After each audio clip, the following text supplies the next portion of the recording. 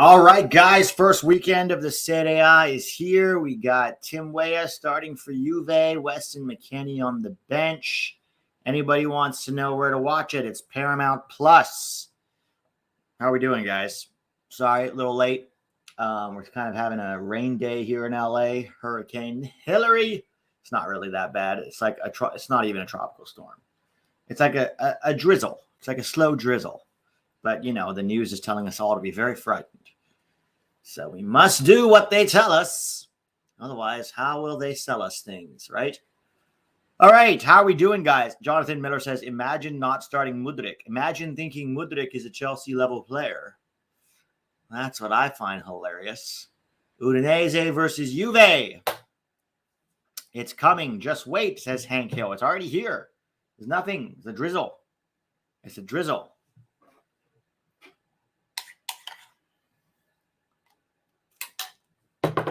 AOHT06 says, not going to lie, Yedlin and Shaq Moore hit some banger PKs yesterday. Rare W for MLS lifers. With all due respect, guys, half the people in this chat could hit a banger PK. It's really not that hard. I didn't watch the Miami-Nashville game, guys, because I was working. But I saw Messi make light work of Walker Zimmerman. How are we doing, guys? How are we doing? All right, let's do the starting lineup since the game's going to kick off sooner rather than later. Let's see, how far are we away from... Messi's like dog walking this league. He's probably going to dog walk MLS too. All right. So here's your starting lineups for Udinese, who are at home. Silvestri in goal, Perez, Bijol, and Cabasele in their back three. They're also playing a 3-5-2. Kamara on the left, Ebosele on the right. Wallace, Lovric, and Zaraga in midfield with Tovan and Beto up top. For Juve, Szczesny is in goal. Danilo, Bremer, and Sandro is the back three. Timothy Weah makes his official Juve debut, starting on the right wing back. Took over that position from Guardado. Cambiaso is on the left. Then in midfield, you've got Locatelli, Miretti, and Rabiot. Personally, I'd start McKennie over Rabiot, but what do I know? And then you've got Vlahovic and Chiesa up top. And then for subs, okay, Milik is on the bench. Caviglia is on the bench. Yildiz is on the bench. Nicolo Fagioli. Paul Pogba is on the bench. Samuel Ealing Jr., Weston McKennie, Daniele Rugani, Dean Huijsen, Federico Gatti, Filip Kostic, Mattias Schule, Carlo Pinsoglio, and Mattia Perin. And then for Udinese, you've got a bunch of names we do not know. Isaac Success. Now, there's quite a name. Lorenzo Luca, Marty Ake, Vivaldo, David Pedcic, Etienne Camara, Lazar Samardzic, Cunha, Axel Guisson, James Abanqua, Joao Ferreira, Jordan Zemura, Samuel Nwachuku, Jesus Christ, and Eduardo Piana and Joel Malusa. So not too many injuries here. Rabiot is better than McKennie on the ball. That I agree with. I think Rabiot is better than McKennie on the ball. McKennie's more goal dangerous. So it just depends what you want, right? So those are your starting lineups. Game's going to kick off in, 7 minutes maybe. That's what it looks like. So let's see what happens, yo. Sorry, still finishing up my breakfast. So excuse me for eating on stream.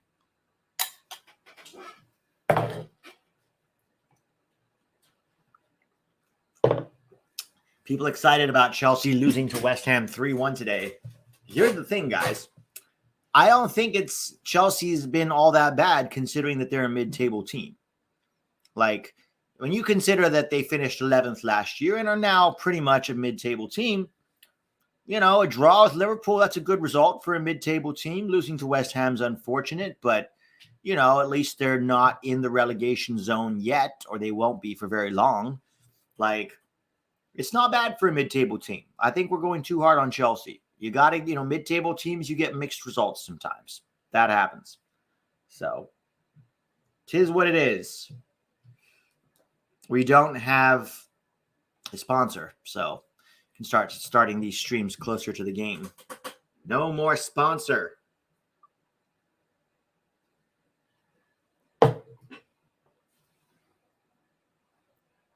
They spent money and lots of it, says Senor Riva. Yeah, but sometimes these mid-table teams get ambitious, and they think if they drop a lot of money, they can then become a top 4 team or a Champions League team. It happens sometimes, with these mid-table teams. You got to let it go. Like, it's okay. They'll try and they'll realize they're just not in that level. They're not at that echelon. So they should be happy with their mid-table status, All right. Seth Floyd. Thank you, Seth. Pete, do you believe that the USSF will milk the fact that Yedlin is playing with Messi in order to call him up to our roster? He has looked bad for Inter. Yes, because this is U.S. soccer we're talking about, and their little errand boy, Greg Berhalter. Like, what do we expect? Him, probably Drake Callender too. Drake Callender and DeAndre Yedlin are going to be in every roster now.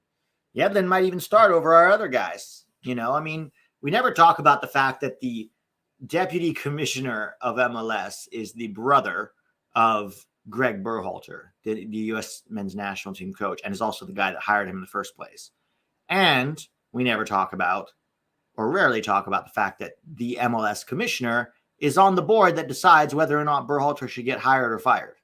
So anybody who thinks there's any kind of, separation between MLS and U.S. soccer is not the brightest bulb in the tanning bed. Calendar isn't bad, and it's not like he's going to start. Isn't bad should not be the criteria that gets you called up for the national team. Once again, when I hear arguments like this, it kind of pisses me off, because it's like, this is supposed to be the best players in the country, not isn't bad. Is Calendar, I present to you, a national team level goalkeeper compared to the other options that we have?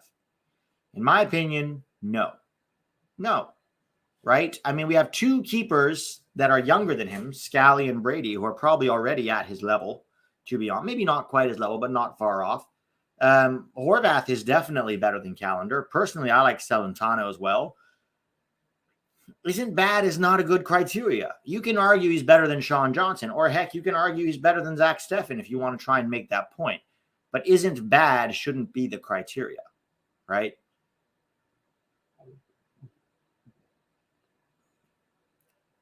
Well, it bought Man City a good team. Chelsea, just buy any player who looks decent without scouting them and seeing how they fit on their team, and they don't negotiate well. Yeah, can you imagine paying $100 million for Mudryk?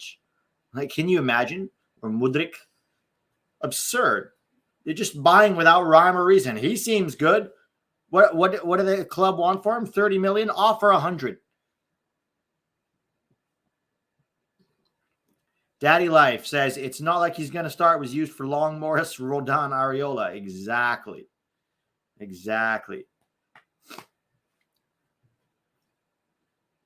G's more of a culture guy, not competitive. I don't even think you should call him a culture guy.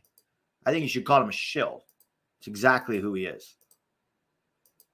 Dude, he's a goalkeeper. What's your argument, James? What's that?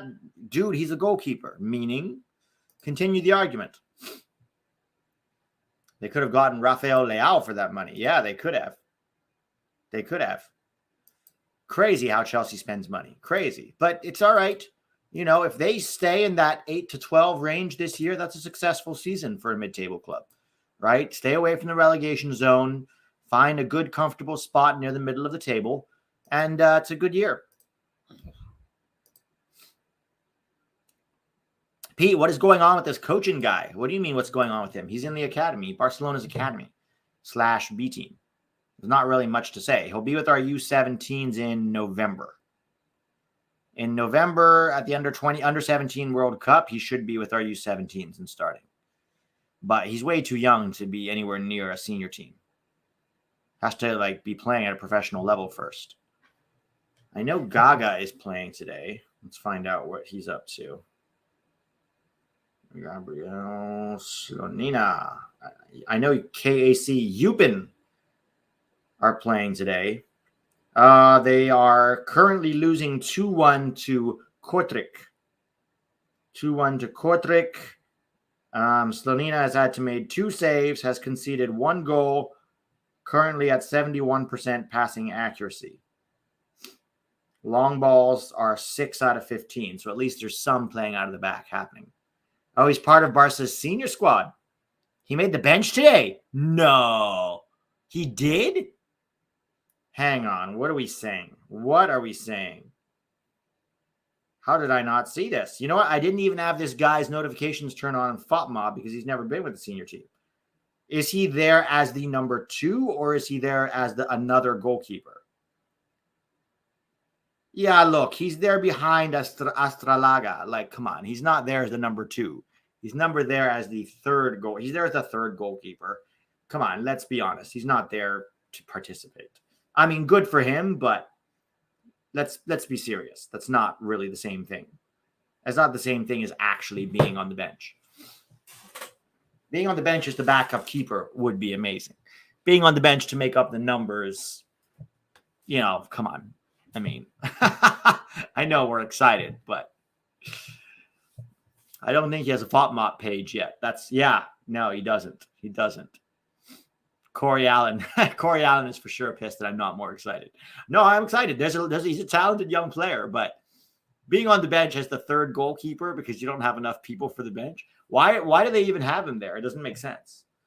How many guys do they have on the bench? 1, 2, 3, 4, 5, 6, 7, 8, 9. So they just not have enough people for the bench because they have so many injuries. Rafinha, Araujo, and Martinez are all injured. I don't know. I don't know what's happening there. Coaching on the bench today means he has a 4th string, which is still impressive for a 17-year-old. No, for sure it's impressive. Definitely. It's definitely impressive.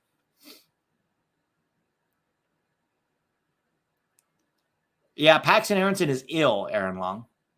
He's, according to FOTMob, he has an illness.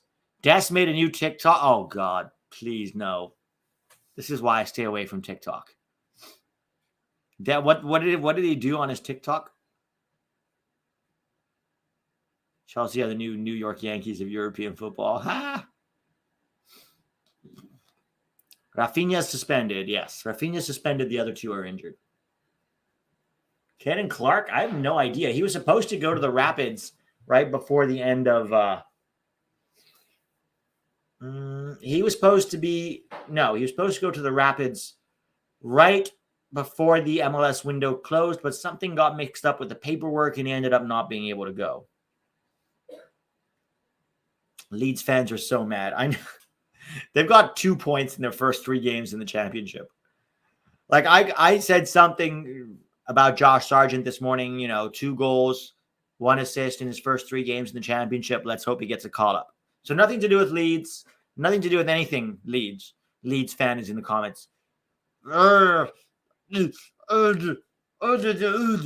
thought you said USMNT players too good for the championship. I was like, no. I said Tyler Adams is too good for the championship, and if you're starting for the U.S., you probably shouldn't be in the championship. But dude is very worried about American players. They don't even have any American players anymore. So if the American players were the problem, which is what I kept hearing over and over again, why are they not fixed it? Like now, they should be crushing it. They should be top of the championship, making a big comeback because they no longer have the Americans dragging them down. Game's about to kick off here. But no, where are they? Pushing relegation to League One. Brendan technically belongs to Leeds, but he's not playing for them. So it's like, okay, so all your Americans are gone now. It's time to go. Oh, look, National Weather Service. A flash flood warning is in effect for this area until 7:45 p.m. This is a dangerous and life-threatening situation. Do not attempt to travel unless you are fleeing an area subject to flooding or under an evacuation order. Babe, the government's trying to scare us again. All right, Udinese have the ball. Actually, no, that is Juve. I hate it when teams wear the opposite. I guess they're away, so they don't have much of a choice. Long ball over the top, looking for Vlahovic. Nowhere near. That's out for a goal kick.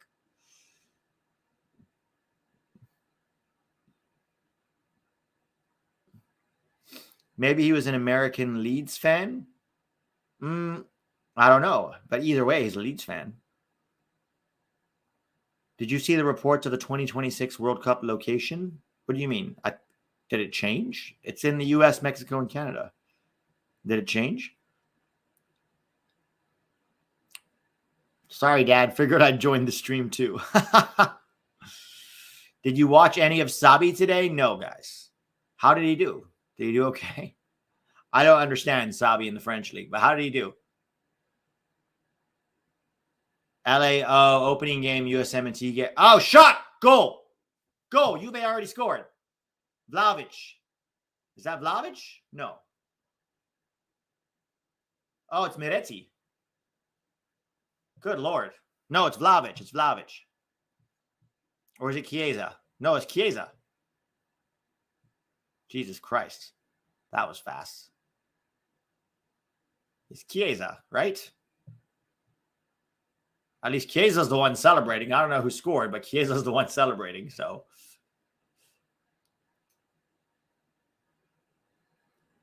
It was just a bad giveaway. Boom. Whacked it. 1-0. Juve about to run over this league. Oh, to be fair, it was deflected. It was deflected. Juve got a little lucky, but they'll take it. They'll take it. 1-0. 1-0. Game on, guys. Game on. I was supposed to be in a wedding today as a groomsman / DJ, but I'm home with COVID. Oh, shit. I'm sorry, dude. Is it bad COVID or is it like, I've got a cold and a sore throat COVID? Is it one of those like fever, body aches, feel like shit, can't do anything, can't open your eyes, want to die COVID, or is it mild COVID? I've had both. Both suck, to be fair. Here come Juve again. Udinese cleaning up. How did Brendan play? I didn't watch Brendan this morning. I was too busy sleeping in. I was too busy sleeping. Venezia are 1-0 up. But I saw Brendan got like a nice little back heel flick for like a hockey assist goal. Saw that. Other than that, I don't know how he played. Josh says not too bad, but also taking care of my toddler who has it too. I'm sorry, dude. That sucks. Hope you guys feel better.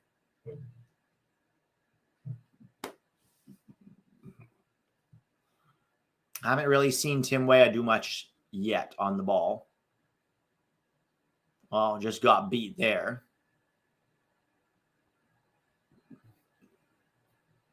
Come on, Timmy. DLT did okay the other day. I watched that game. He was fine. He was like connected passes well. Didn't have any major mistakes.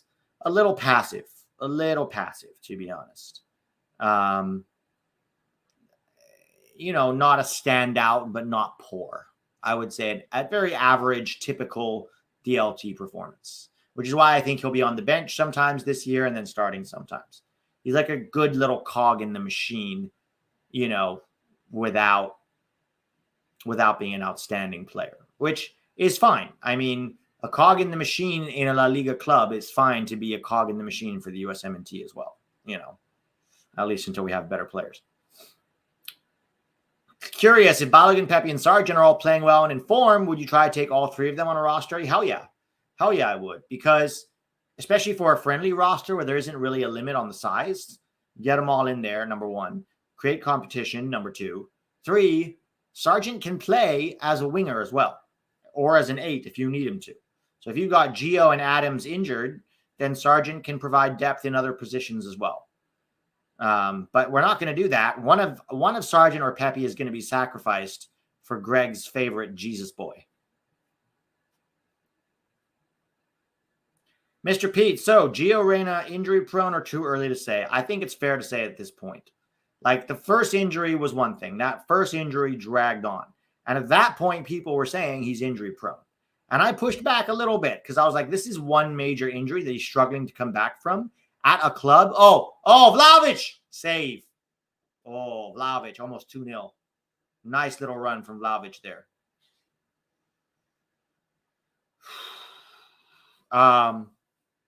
Sorry, what was I saying? Lost my train of thought.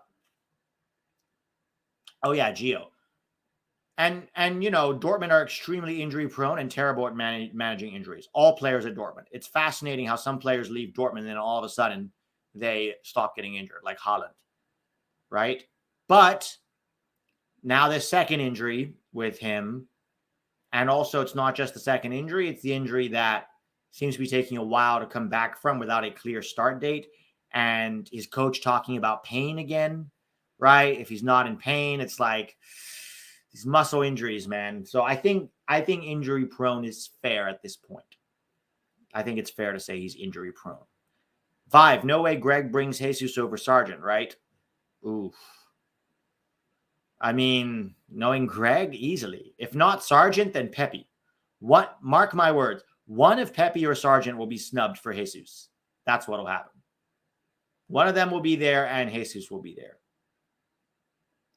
Because Greg loves him some Jesus.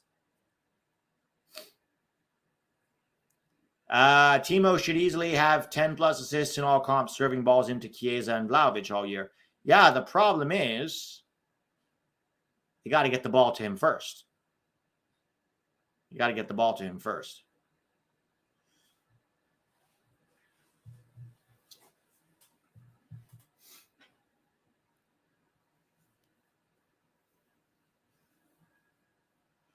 They're really going very direct today, Juve. Like very direct balls over the top, almost from the back line over the top, and then just having Chiesa and Vlahovic chase. Tom, to be fair, Gio got hacked. Yeah, but, it's the recovery that I think is... Also, people get hacked all the time. It doesn't mean you have to get injured every time, right? So when it's happening now with 2 injuries, it's definitely worrying. It's worrying. And believe me, nobody is a bigger fan of Gio than me. Anybody who's been watching this channel for any amount of time knows my incredible Gio stanhood. Ricky, where can we watch? Paramount Plus. Paramount Plus.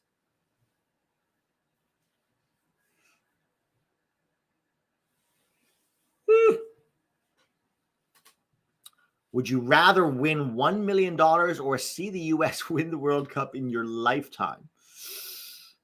Ooh, boy. That's a good question.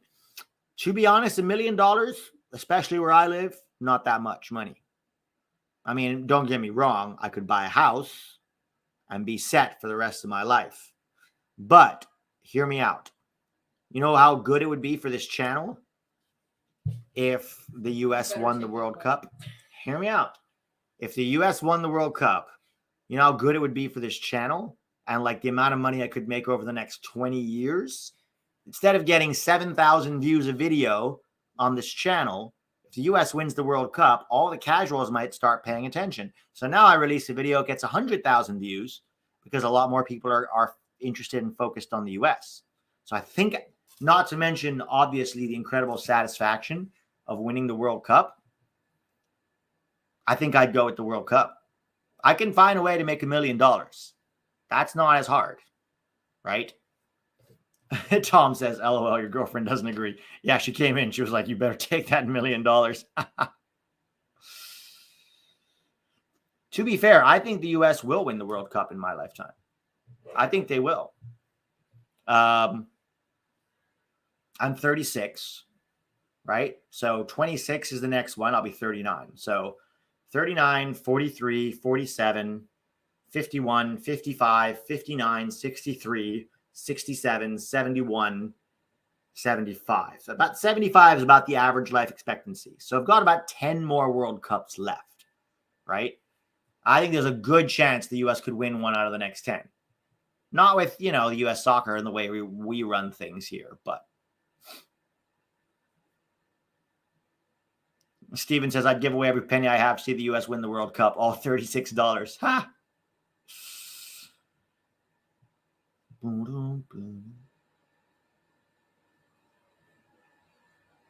That's true. Hank Hill says, don't worry, Pete, in 20 years, the World Cup will be every 2 years. Yeah, that's probably the case. Probably the case.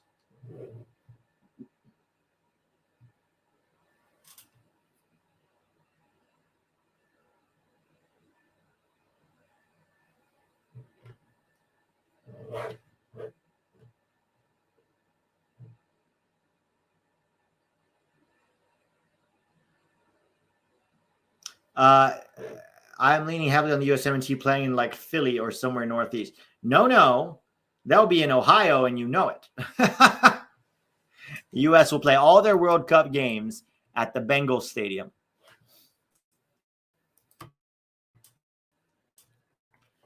Let's see. What are the actual host cities? I know most of them. Trying to think where they'll probably play. Still 1-0, by the way, to Juve. Haven't seen Tim Weah touch the ball yet. All right. Honestly, Kansas City. I might just put the U.S. in. So the closest Midwest stadium, they're Cincinnati or Kansas City. I think Cincinnati, Nashville. They love Nashville. The U.S. will play all their games in Cincinnati, Nashville, and Kansas. Watch. Just you watch. Just you wait, oh, Alexander Hamilton. Yes, McKennie is on the bench.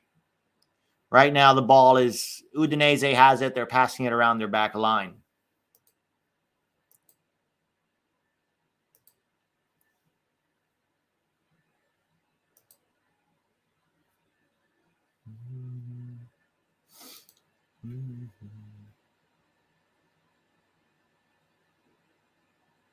Seattle would be cool. Isn't Seattle going to have to like change the turf though? Because you can't play World Cup games on turf. They're going to have to completely, all the like Atlanta, Seattle, all these teams are going to have to change it up and put their, you know what they should do? They should put the whole, like fucking use that opportunity to change it to grass completely. Just change this, both of those stadiums, both Atlanta and Seattle, to grass completely.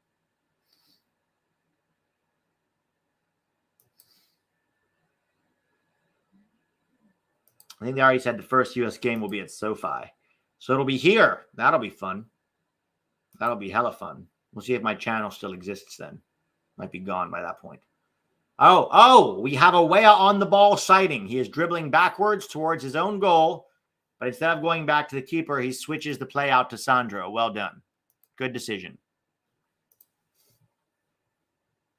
Now he's drifting infield. We should just, like, they used to, when Shinji Kagawa was playing for Man United, they had a whole channel when they showed games in Japan.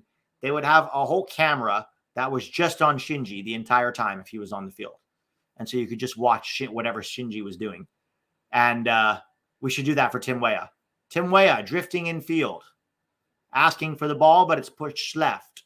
He jogs toward the box, pulls back to create a passing angle as the ball is chipped in behind to nobody. Slight frustration on his face as it goes out for an Udinese goal kick. Miretti was looking for Vlahovic there instead of switching it over to Tim Weah, who was clearly free. His frustration was small, not a Giovanni Reina level frustration, more of a, I wish you had passed me the ball, but no worries, bro. You got me next time. Frustration. In transition, here come Udinese. Cleared. Way on the ball. Cuts it back, gives it backwards.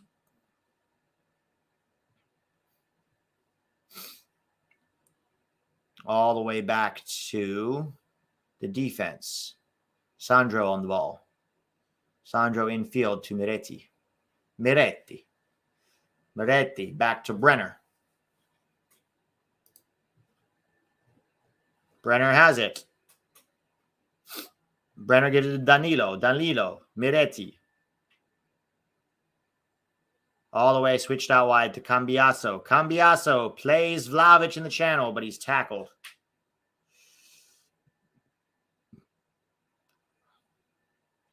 All the way back to Alexandro. Sandro to Miretti. Rabiot. They're playing on the left-hand side of the field a lot, Juve. Not so much on Weah's side. He's wide open on the right-hand side.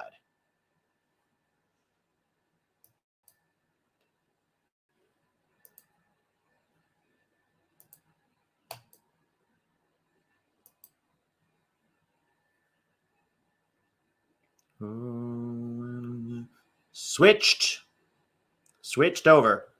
Next 10 years. Oh, Weah, a little under hit with the pass there, but he still makes it to Locatelli. Locatelli dribbles in field. Tackled. Weah picks it up. Lays it off for Vlahovic. Vlahovic shoots, blocks. Weah picks up the loose ball. He's tackled. Lays it back off. Cross comes in. Udinese headed out, but Weah was offside in the build-up. So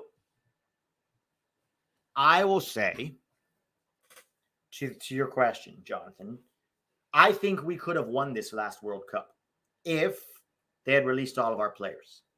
Okay, but so many of our players did not get released or got released late. So think about who we could have added, and if we had brought Ricardo Pepi, for example, which I know we weren't going to do. But if we had Ricardo Pepi, if we had released Brian Gutierrez from the Chicago Fire, Paxton Aronson had gotten released, if Jalen Neal had gotten released. I mean, Jalen Neal looked good in the Gold Cup. You know, here come Juve in transition. Vlahovic has a shot that's blocked. Chiesa's furious because he was free.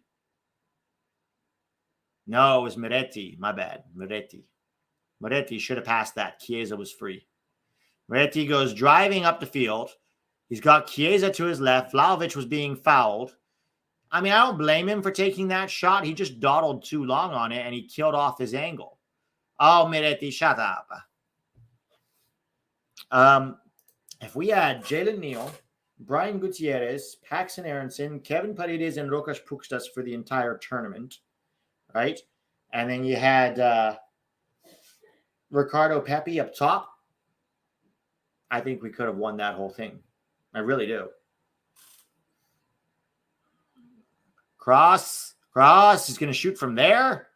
Look at that. Penalty. Came off the hand of the defender. Festi. That's a pen. I have to see a replay, but it looks like a pen.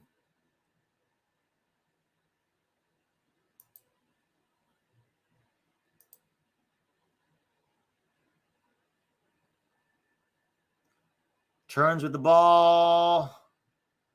Not bad. Yeah, I think that's a penalty.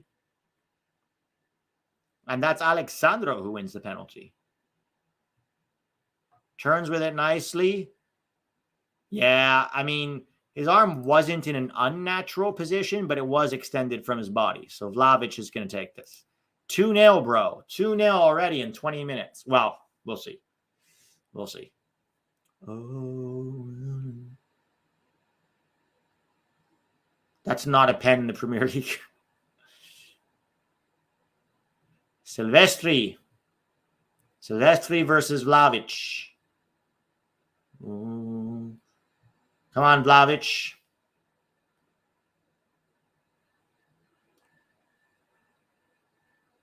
Two-0. Game over. I mean, not game over, but 20 minutes in, Juve are 2-0 up away from home at Udinese. Man, can you imagine what it'd be like to have a player like Vlahovic? That would be something else. If we had a...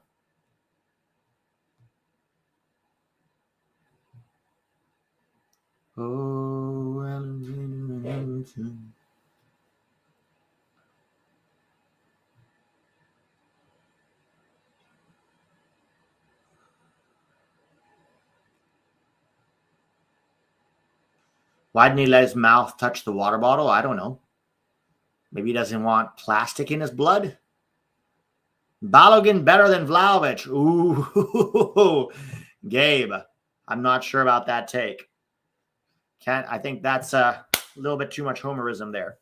We have Ferreira, though. Exactly. Who needs Vlahovic when you have El Pirata de Caribbean?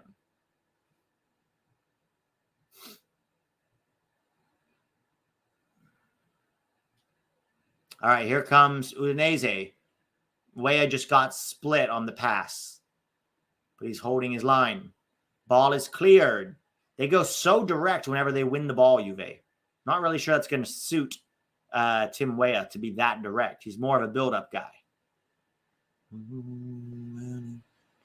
Lay off. Udinese is going to have a shot here. Nope. Tackled. All right. Quick transition. Get up the field, Timmy. Turn right. Why do you always go left? God damn it. Now Sandro has it, and Udinese is going to win it. See? Told you. You should have opened the field up and gone to the right. Tim Weah was wide open. That was very poor. Trying to play too much through Cambiaso and Sandro.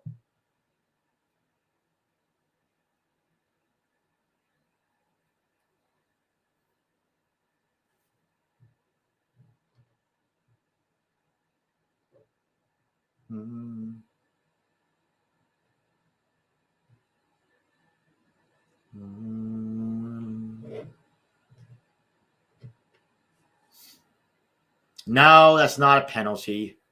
Trying to claim a penalty off Rabiot. Thauvin. Florian Thauvin. Wasn't Florian Thauvin over at Tigres at some point?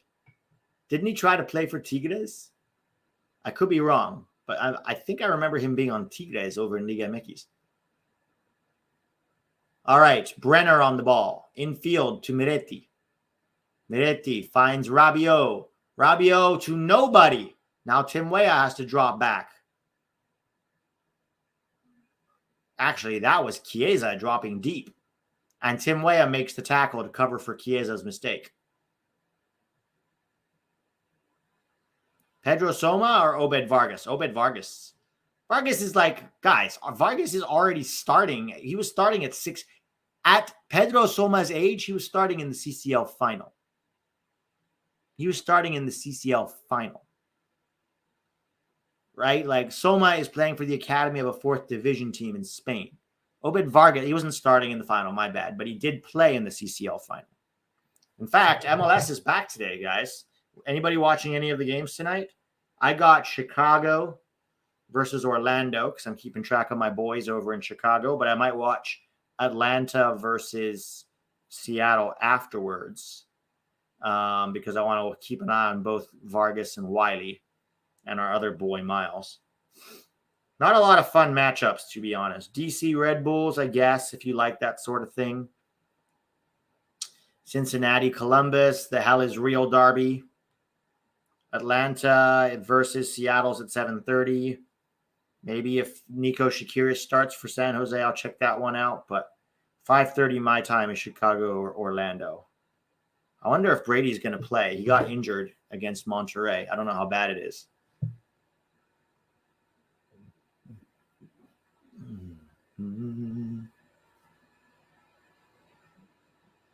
Was Leagues Cup good? I would say the games with Messi were good. The rest of it was kind of pointless.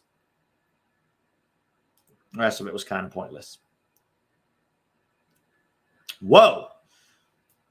Very ambitious strike from distance, but it wasn't far off from Udinese. Wallace with a good strike there. Just rising a little too high. Wasn't a bad idea, though.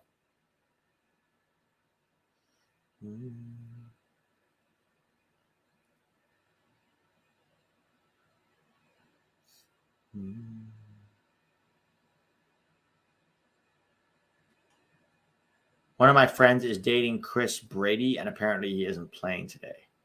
Gotcha.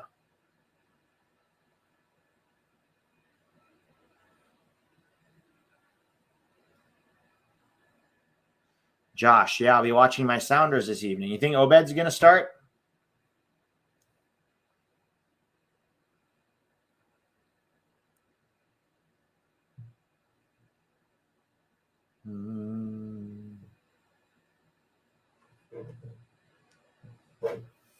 Showing the replay on the first goal.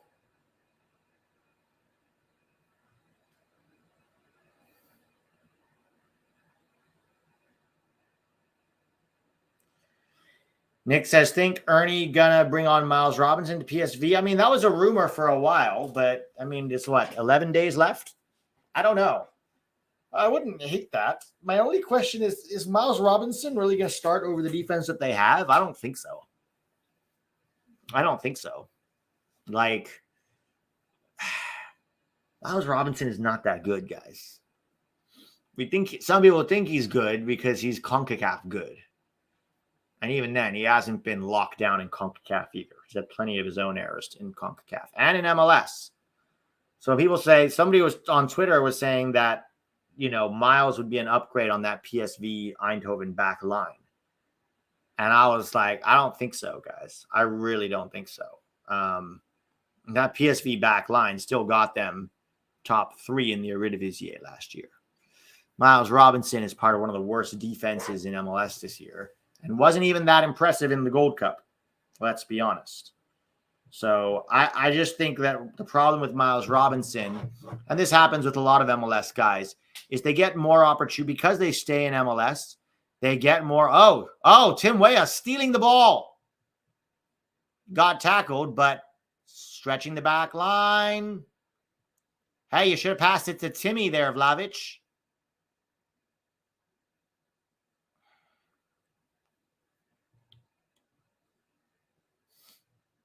I think what happens with guys like Miles, and this happens with Walker as well, and with some of the other guys, Ferreira, obviously, is because they stay in MLS, they get to play the meaningless games, like the stupid January camp friendlies. They get to play the Gold Cup games against these like minnows. They just get undeserved call-ups against terrible teams. And then they manage to look good against these awful teams. And everyone's like, oh, it's pretty solid. It's pretty solid. And it's like, no, he's not. He's playing against shit. Misco, people who rate Miles don't watch European football. I don't think even Miles is oh so terrible. My main issue with Miles is that he's such a fast defender that he uses his speed to cover up for a lack of quality. And in many cases at low level, that can definitely help. But at a high level, you're going to have to be a lot better with your positioning, your reading of the game. Distribution still needs significant work. Don't get me wrong. I think Miles should go. He should definitely go somewhere and try to improve and push himself because he's already 26. It's getting a little late for him already, to be honest. But I just don't think he's like ready to start for PSV. That's my honest opinion. Udinese trying to get around the box. Shot, deflected, easy grab for Szczesny.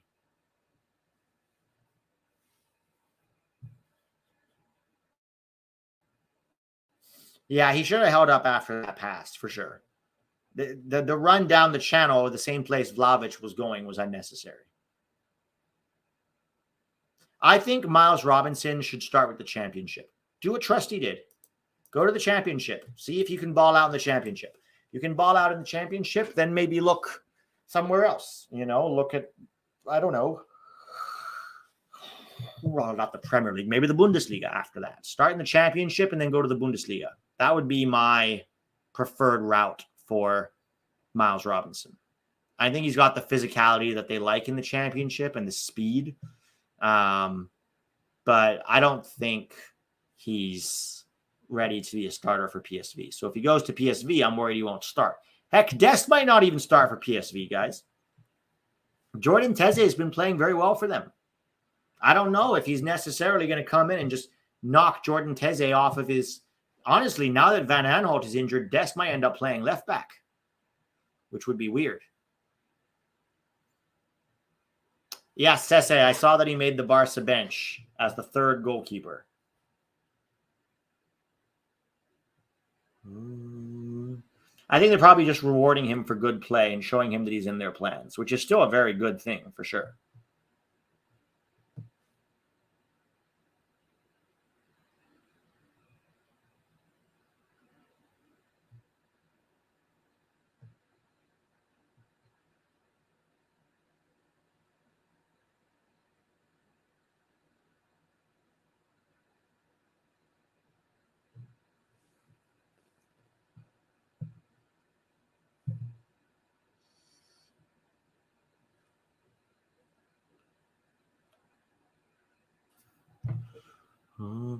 All right. Jose 23 the GOAT. Sorry, I've had this up here for a while, and I haven't read it. Where is MLS ranked amongst leagues in South and North America? I would put it fourth right now. Put it fourth after Brazil, Argentina, and Liga MX. I'd put it fourth. Which is not, terrible. But I think about fourth is fair. And don't come to me with Leagues Cup guys saying, oh, but, we won Leagues Cup. First of all the Mexican teams are playing away from home. And as we've seen in CONCACAF, both in CONCACAF World Cup qualifying and in CONCACAF Champions League is a big difference in North America playing with Liga MX teams at home and away. So until Leagues Cup has a balanced schedule, you can't say that just because the US won Leagues Cup at home, it's a better league than Liga MX. And all the MLS people on the, on Twitter, they're taking L's. Sure, they're taking L's. I think the US is close to Mexico. MLS is close to Liga MX. But I still think the best teams in the region are Monterrey, Tigres, and Club America. And then right after that, you have teams like, now Miami, probably. Miami, LAFC, Seattle, teams like that. I don't think the Uruguay League is that great. I mean, talk to TAC. TAC knows way more about the South American leagues than I do.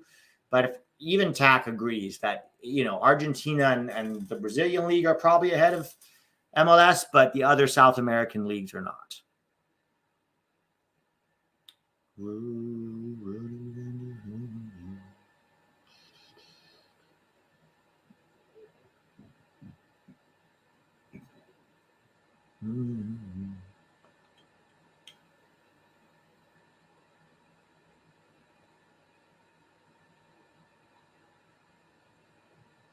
Corey Allen says, sure, Pete, but it's very much debatable between the two. Well, the only competition that we can meaningfully look at where they actually play home and away, so on a fair balance, is CCL. How many CCLs does MLS have? 1. How many does Mexico have? Liga MX, like 17. So, Udinese over the top, easy grab for Szczesny. So I don't think it's particularly close. Until the U.S. starts regular, I think it's closer, but I don't think it's debatable who's better. I don't think it's debatable who's better. All right, someone's saying Gaga won. Let's see. Let's take a look. Belgium. Oh, Mark McKenzie got benched for Belgium, huh? I mean, for Genk. McKenzie on the bench. Well, he had a stinker last week, so that's what happens. Yupin won 3-1 over Kortrijk. That's quite interesting. Let's see how many saves our boy Gaga. He got a yellow card, but he made 3 saves. 19 out of 30 accurate passes. 7 out of 18 accurate long balls. So that means his short passes were all accurate. Give him credit for that. Because if 18 of his 30, 18 long balls, 30 passes. So that means 12, probably. Danilo fouled. Free kick. It wasn't a clean sheet win. It was a 3-1 win over Kortrijk. 3-1 win. You check out Sargent's last 2 games? Yeah, Sargent's been very impressive. Pete, I think you're a bit tough on defenders sometimes. Elaborate. Elaborate, S27. What do you mean by that?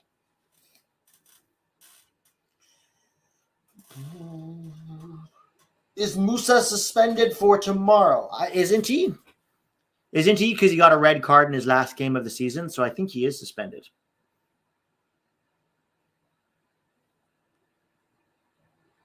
Yeah, Weah got megged there, huh? That's not good.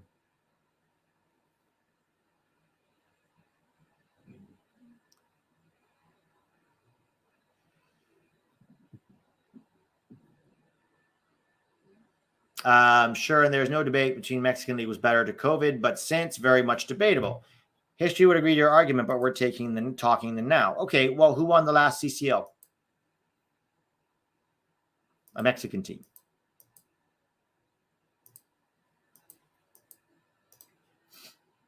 Yeah, but I think the cards, if it's a UEFA team, I think it holds over. So even if you got it in Spain, it applies to the new team that you go to, even if it's in another league. Yeah, no, Corey, I think it's close. MLS and Liga MX, I do think the gap is closing, but I still think Liga MX just has the edge right now. They've got the better teams. They do. The 4 best teams in the region, or the 3 best teams in the region are still Monterrey, Tigres, and Club America. And that's because they can spend the most money, right? MLS limits how much money it seems can actually spend. Now, if they change that, the MLS will not only catch up, but surpass Liga MX very quickly. Shot from distance. Not a bad shot from Udinese in transition here, but over the top.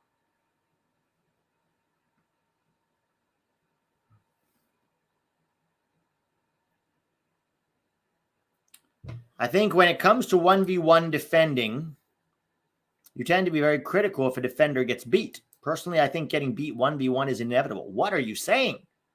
That's like the basics, man. You can't get beat 1v1.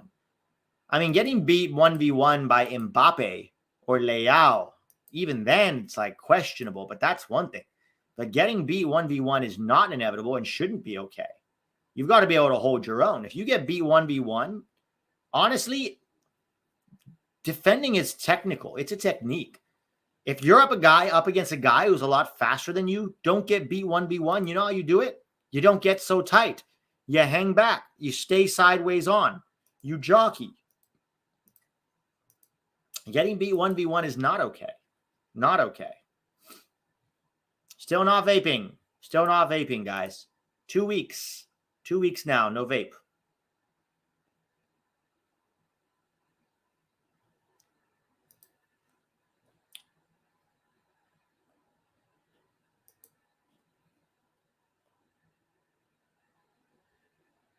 If the cap goes up, are you scared that the USA will get the same issues as Liga MX with players not wanting to leave anymore? No. No, I'm not scared of that. I think the difference between Mexico is it's not just that the players don't want to leave. It's that the owners don't want to let them go. So they overprice them. Okay. In MLS, it's a bit of a different story. They can't do that. And here's why. And this is the reason that MLS now is selling. Come on, Timmy, get up. He looks injured. Just spray him and he'll be fine.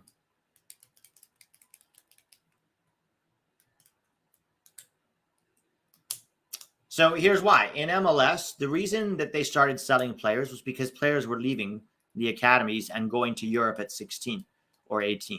They weren't even signing with MLS because they were worried about being held hostage in MLS. So when guys like Udinese and Richie Ledesma and Taylor Booth and Sebastian Soto and Alex Mendez and guys like that, Weston McKennie, all started leaving very early, then MLS woke up and said, we're not going to be able to sign these kids at all if we don't sell them because it's getting around that we're not going to sell, so players don't take that risk. So that's what will happen is if they don't take that risk, if they don't sell them, then they'll start losing on players. Players will go to USL. The players with the European passports will leave at 16. So they have something kind of holding them off. But you could make the argument one of the reasons Ferreira hasn't left is because he's being overpaid in MLS. Nobody in their right mind would pay that guy $1 million or $2 million a year or whatever it is. Nobody would pay him that. He's not worth it. He's just overvalued in MLS because they need to keep their USMNT thing going. Right? So you could make the argument that, Walker and Ferreira are overpaid in MLS.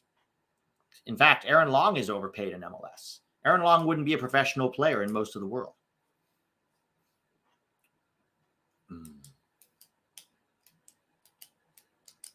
I mean, Jesus Ferreira is probably good for some Belgian team, or a Spanish second division, maybe. He could be like a 10 for some Spanish second division team. Sure. But those guys aren't going to pay you $2 million a year to do that.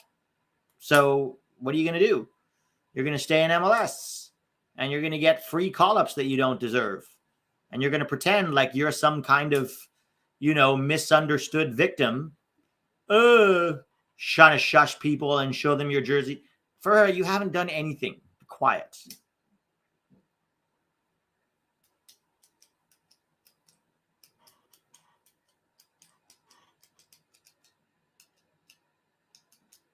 McKennie's in on the bench, guys. McKennie's on the bench.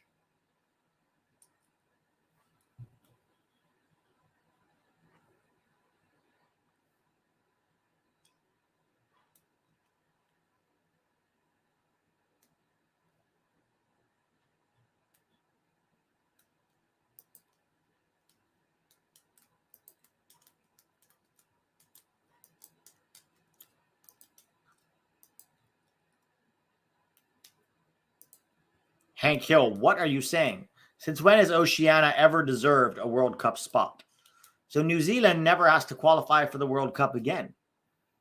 Like they pretty much just walk into the World Cup every year. I don't know. That's the problem with the new expanded World Cup is it's going to make some World Cup qualifying campaigns extremely uninteresting. In fact, almost all of them will become extremely uninteresting. The only ones that will still be kind of interesting really are Asia and Africa, and maybe a little bit Europe.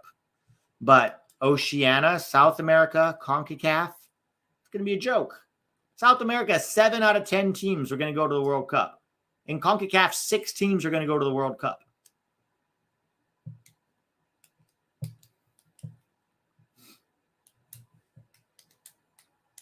Oceania, New Zealand just gets to walk in every time. Europe will be a little more interesting because there are like Italy might even qualify for the first time since 2014. Italy might even qualify for a World Cup again. Do you think India can qualify for the 2026 FIFA World Cup? No, because they're still very far behind other teams in Asia. Like the Middle Eastern teams, I think, are the teams that will benefit the most from that. So obviously you've got Japan, South Korea, Australia, right? Those 3 are the ones, for 2026, I think, Saudi Arabia is obviously always there. Iran is always there. Qatar could still qualify. The UAE. There are other Middle Eastern teams that I think are going to be very hard for them to get past first. Even China, I think, might be a little more interesting. China could have a shot for 2026. We'll have to see. Player development is a big problem in China. India could in the future, but I think 2026 is a bit too early. Uzbekistan still plays in AFC. They could have a chance.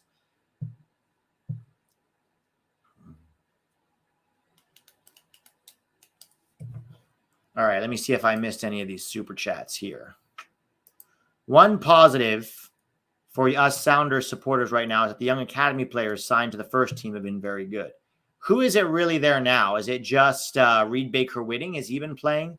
You've got Obed Vargas, Josh Atencio, who in my opinion is not that good. But Reed Baker-Whitting is there. Is there anybody else? Jackson Reagan is not young, and he's a college draftee. Ooh, almost a good shot there. By the way, Tim Weah is fine. He's on the field.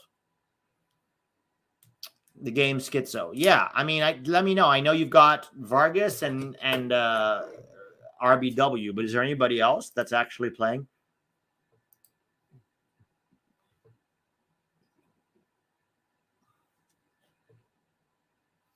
Israel's in UEFA, yeah. Israel, Italy, Norway could be an interesting one. Can Norway qualify for 2026? That would be quite interesting. Can they do it? Serie A is a very physical league. Yes, it's a physical league. I don't think it's as physical as the Premier League, though.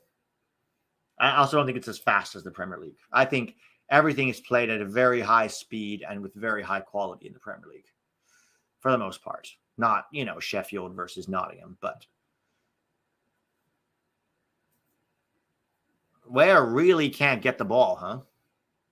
I think he's hardly touched it in this first half. All right, what else we got here? Talk about some of the dual nats. Which ones you want to talk about? Shoot me some names. I don't think there's any major dual nats out there right now that we need to be recruiting. We can try for sure. Like Koleosho, we can try. But he's provisionally cap tied to Italy, and he's getting chances with Italy. So I can't see him being, joining us. Then you've got Amir Richardson. I think he's going to go Morocco. Would be nice to have him, but I think he's going to go Morocco. I think Luca and Richardson are really the only two that you look at and you think they could really be good contributors.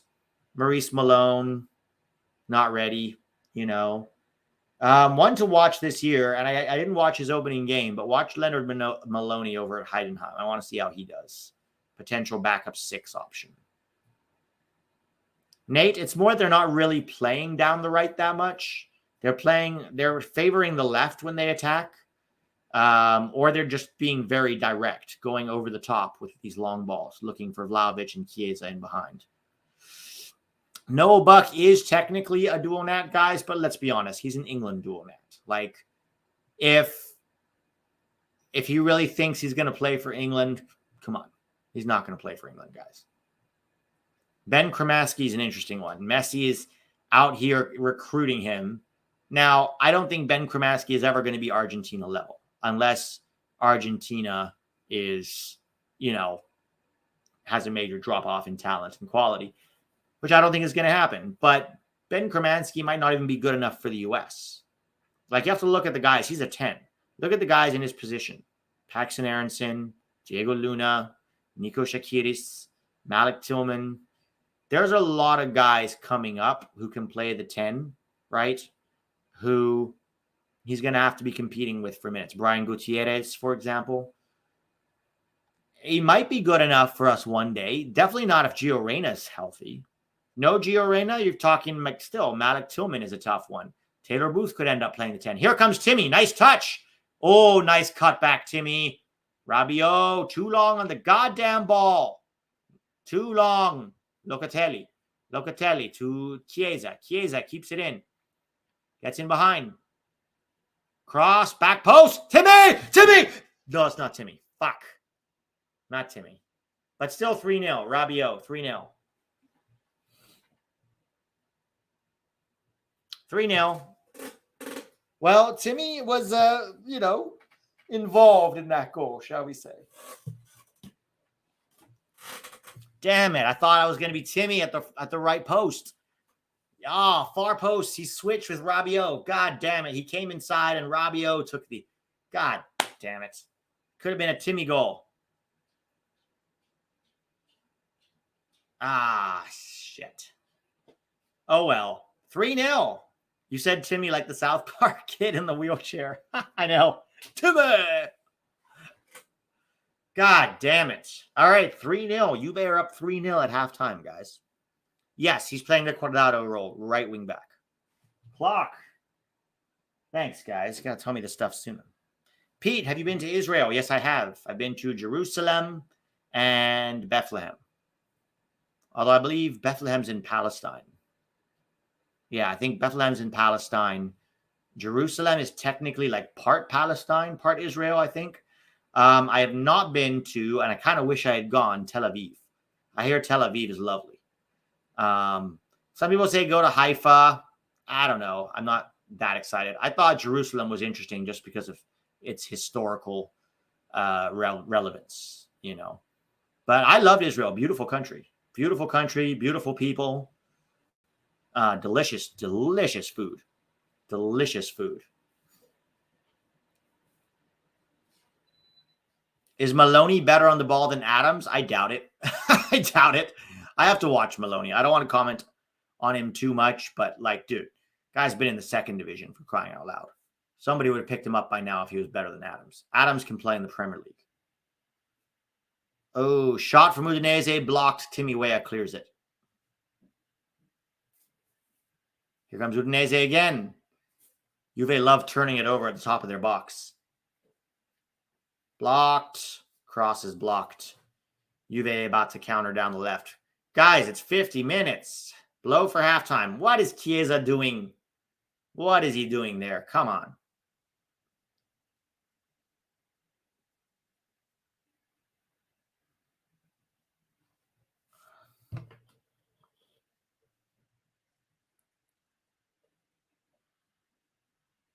Is Adams overrated in your opinion? Again, overrated is just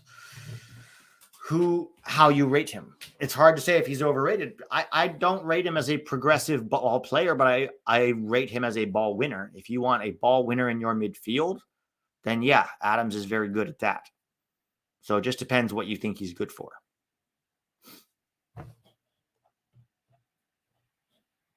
Juve does not look good. I mean, 3-0 at halftime, hard to say. No Chiesa slander. I will slander him whenever it pleases me, says I. Yeah, both Tessman and Busio are starting for Venezia. Let's see what's happening with them. Serie B. Is it just me? Or has anybody noticed that the Eredivisie doesn't pop up automatically on FOTMob? You have to go searching for it. It's like they've got something against the Eredivisie at times. Utrecht is losing to Heerenveen 2-0. Taylor Booth is injured, right? He's not playing.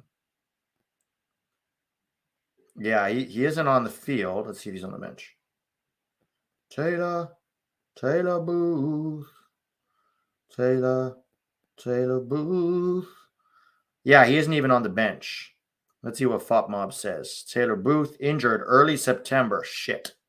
That means he's not going to get a call-up, is he?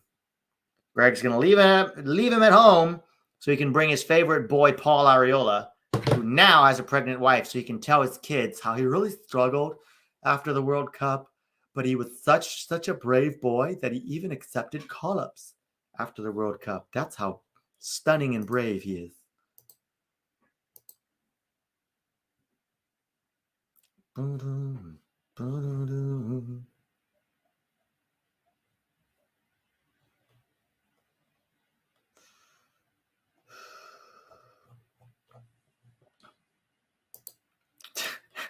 Jonathan Miller. Tonight we are dogs. We are African dogs. Somebody should auto-tune that. Tonight we are dogs. We are African dogs. All of his dumb statements. Somebody should make the Greg auto-tune song where they just take all his stupid statements and like put them on one long song. That's a great project for one of you. Anybody who's good with like auto-tune and stuff, take that, find all his dumbest statements, all the dumb things he says, and then just put them all together. Dude, it'd be a 15-minute song easily.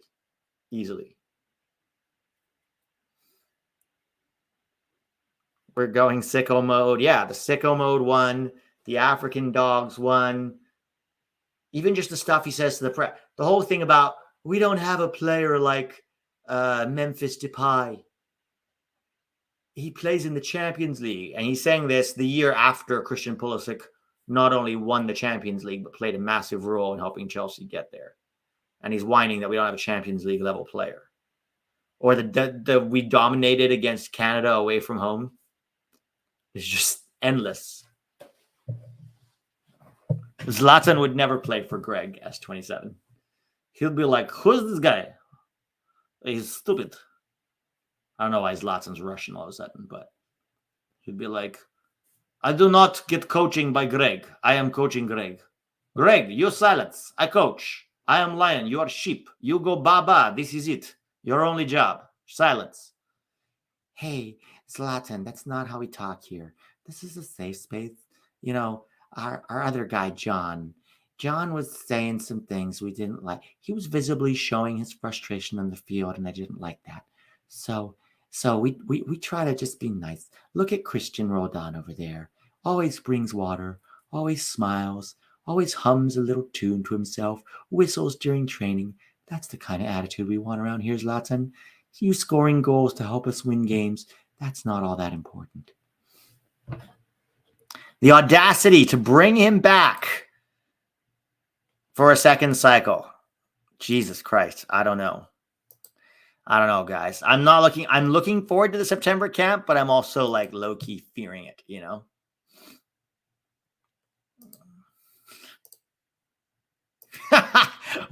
We should have a chant to the tune of We Are Young and We Are Dogs. That's actually a great one. Tonight, we are dogs. We are African dogs. And we go woof, woof, we're them dogs. That would be fucking hilarious. Greg would take it seriously. He'd be like, see, my inspirational talks are so great they even made songs about them. I am an American legend. More like American Psycho.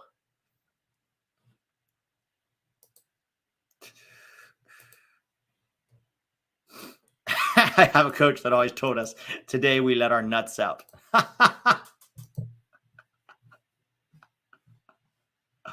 Straight red card is going to clip this. Let them. Oh, boy, guys. We can grow brighter than the sun. Oh, carry me. We are rapid rabies infested dogs. Let's go. Verticality.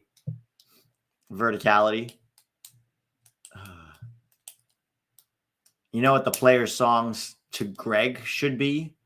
Why'd you have to go and make things so complicated? Like the way you make us keep the ball in the sleeve without creating. It's a bitch here. So we move the ball to the midfield, then we push it wide, then we cross and we turn into a team that doesn't know how to create chances from the middle. No, no, no. Clock, it's already paused, but thank you, Frank.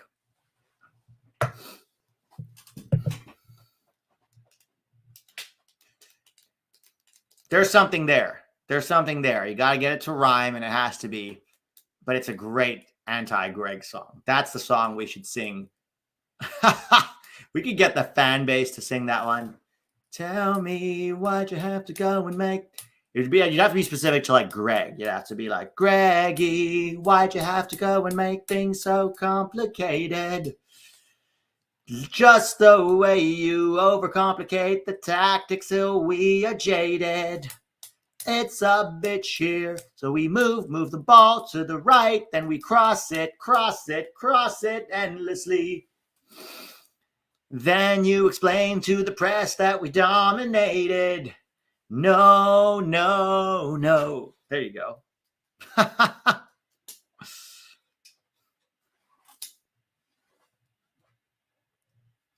Why didn't Greg just talk about John Brooks at the business conference instead of Gio?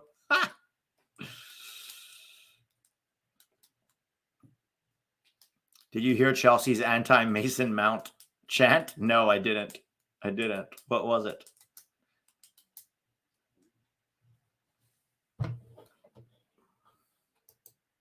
Are they mad because he left? Is that why? Meanwhile, if you say Greg's not a good coach, you're the toxic one, guys.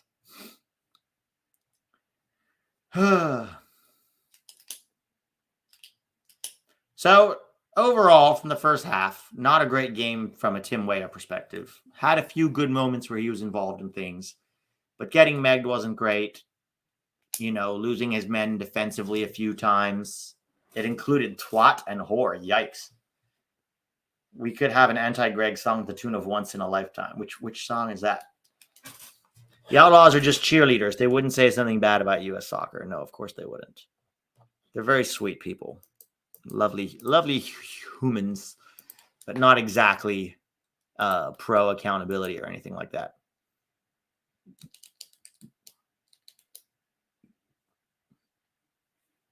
There you go. Liam Davis is on track. Berhalter, please go home to the place you belong, West Virginia, with the rednecks in the mountains, with the mountain men, almost heaven. When Berhalter leaves us, no more system, no more verticality. Christian Roldan, Morris careers are done. No more Jesus Ferreira. Welcome back, John Brooks. Berhalter, please go home to the place you belong. Cincinnati, for a suburban house there. Drink your tea from your Starbucks mugs. I feel like we should just change the words to Star Spangled Banner. That'll be interesting. Gooch has completely flipped on his U.S. soccer perspective ever since he signed on. They all do, guys. It was the same. Jermaine Jones. As soon as he got to, a position, all of a sudden saying complimentary things. Greg Berhalter, it's a really good job with the players. Because he got an under-19 assistant job. That's all it took. That's all it took to buy Jermaine Jones. One of the fiercest midfielders we've ever had, right? All it took was an under-19 assistant job to change his mind. That's all it took. All it took. Right? And then Gooch, honestly, any of these like former players who go on that other channel, whatever it's called, nothing they say is real. It's not their actual opinions. They stick their finger up with the wind, find out which way it's blowing, and then they just, spit that out. Oh, people are mad at Berhalter because it's so obvious he's doing a shit job. Let's criticize him. But they'll never actually say anything meaningful that they'll believe, like, oh, Jesus Ferreira might be good in MLS, but he shits the bed for the national team every time because MLS is not a serious league or a serious level. All of a sudden he scores a hat trick against Grenada and they're like coming in their pants for him. None of them, I'm sorry, I can't take anything they say seriously because A, I know it's not really their opinion. B, I know they're all trying to get jobs at somewhere with mainstream media or US soccer. So every time they open their mouth, it doesn't matter to me what they say. I know they're full of shit.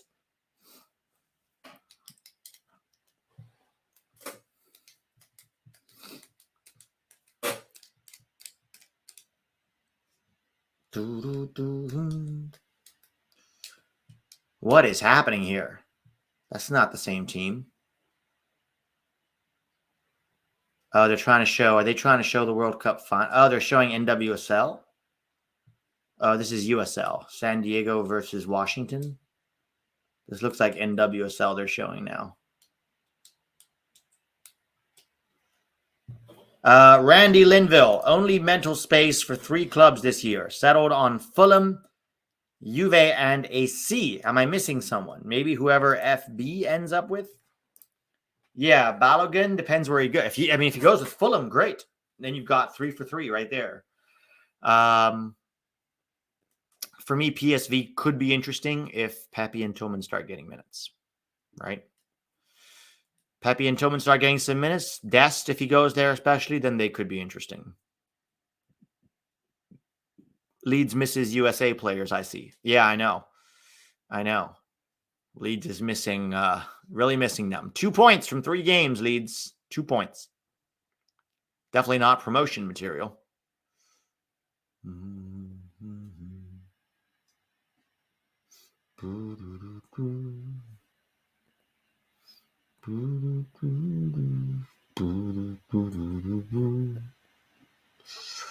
Life is rusting, holding in the sky. How good is Juve manager? I heard he's ass.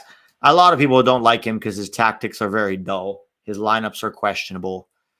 But we'll see. We'll see how he does this year. I don't know. I don't have a strong opinion on him either way, to be honest. I don't. I think he's got strengths and weaknesses, but I don't think he's as bad as his worst critics are saying. And I don't think he's as good as his defenders are saying either.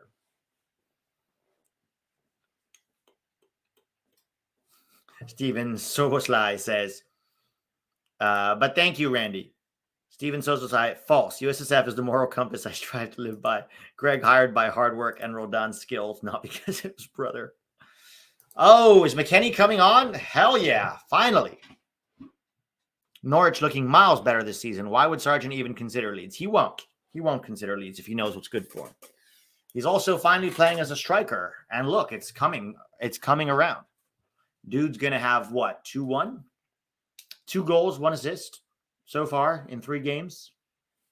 Let's see what happens the rest of the season. But is 20 out of his reach? I don't think so. Not if he stays. If he stays healthy and plays all 46 games as a striker, there's no reason why he can't. Certainly, he can't hit 20 goal contributions over the course of the season. And if he does that, he'll have Premier League interest. Whether Norwich get promoted or not, he'll have Premier League interest. If he can hit 20 goals, right? I don't think he's going to pull a Mitrovic or anything and score 40, but it's possible. How's Weah doing? Attack, a little quiet. He's had some good involvements in the final third, had a good layoff or a good cross. He had a nice touch in behind and then cut it back for Rabiot before Rabiot scored his 3rd goal. Rabiot pushed it out wide and ran in and got in on the header. He got megged once. He's been caught out defensively a few times. Hasn't been awful, but hasn't really stood out in a good way. Hey, Pete, which character / person do you think you can play in an ERB? What's an ERB?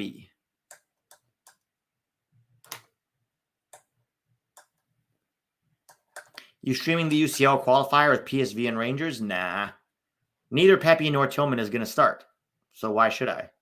It's just going to be Rangers versus PSV.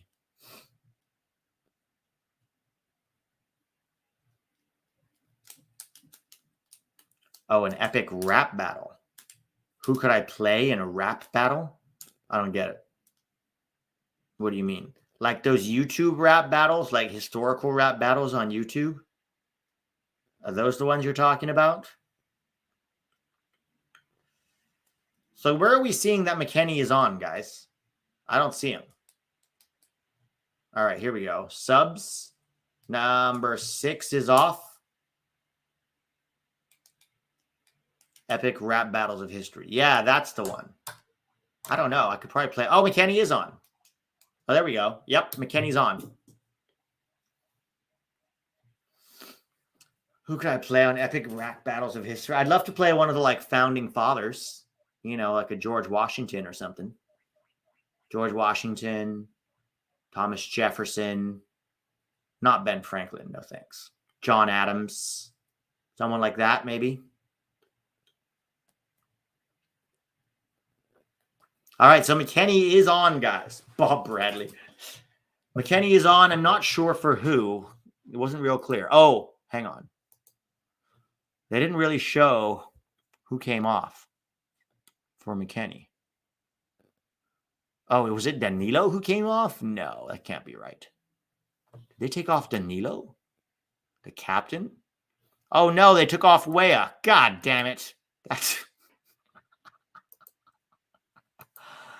Great. Well, welcome to Serie A, Tim. He's gonna have to be better than you were if you want to stay on the field. I thought he was only okay at best. So now is McKennie playing wingback? Oh, that's cruel. God damn it. Now McKennie's playing wingback. Now it's almost bad. Oh, McKennie's through. He's through. Oh, almost an assist for McKennie. Here's the problem now. We want McKennie to play well, but if McKennie plays well, it means Weah gets benched. Oh, it's cruel sometimes being a USMNT fan, isn't it? McKennie's playing right wing back, and he just did really well to get in behind. Well, that's not what you want.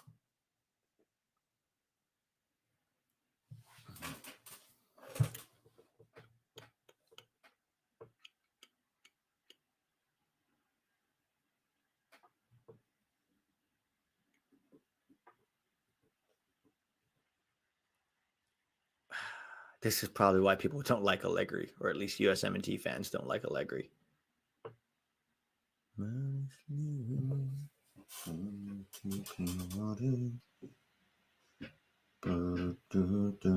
Paul Pogba's still not on the field, huh? Weah is off, guys. Weah has been disappointing. We had a disappointing first half, and he's off. It wasn't an awful first half, but it wasn't very involved.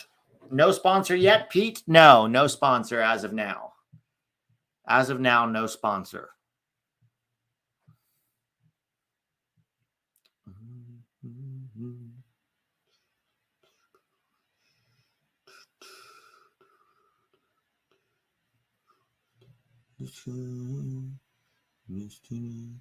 Oh, I was going to say, guys, after what happened with YouTube, with Tack getting banned, and also with Macwell getting destroyed on Twitter, I think they deleted his account.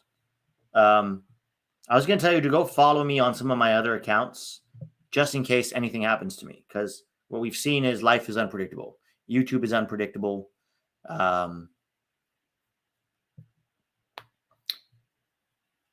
You just don't know what they're going to do. So if anybody wants to go follow me on my personal accounts on both Twitter and Instagram, it's Peter. Here, I'll pull it up for y'all if anybody wants to.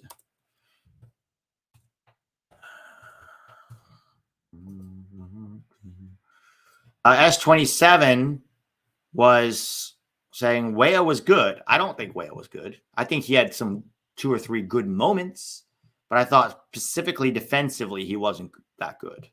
I think he got megged that one time.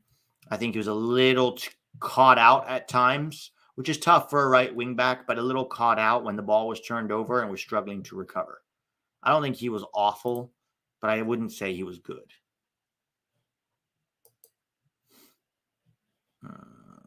Let's see here.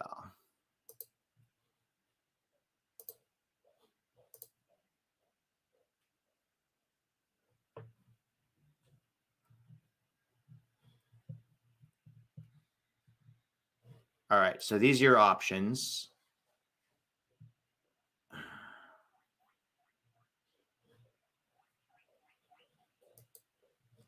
Cross for Udinese.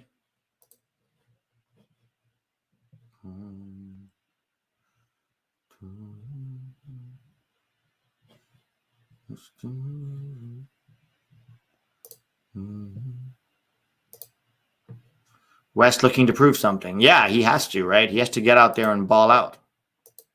He has to get out there and ball out. All right, so I do not post much here, guys, about soccer. But that is my personal /acting account. If you want to go follow me there, you're welcome to. But I don't post too much about soccer there. If you want where I post about soccer, then it is just 11 Yanks on Instagram. The same as on Twitter. That's where I post more about soccer.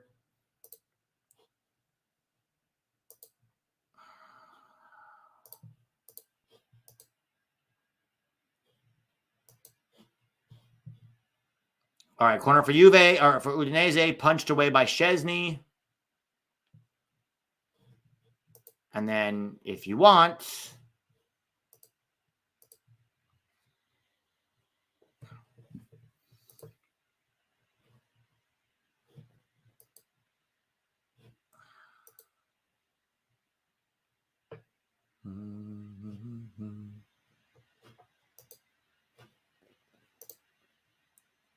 then that's me on 11 Yanks. Fuck, I forgot about the clock. That's Instagram on 11 Yanks, which is mostly soccer-related stuff. So if you want to go follow one or both of those accounts, those are the ones that I have that aren't related to Twitter or YouTube. Obviously, 11 Yanks on Twitter or Peter Masney on Twitter as well. So those are your options. Yes, the clock is too late, guys. It's too busy trying to fight YouTube.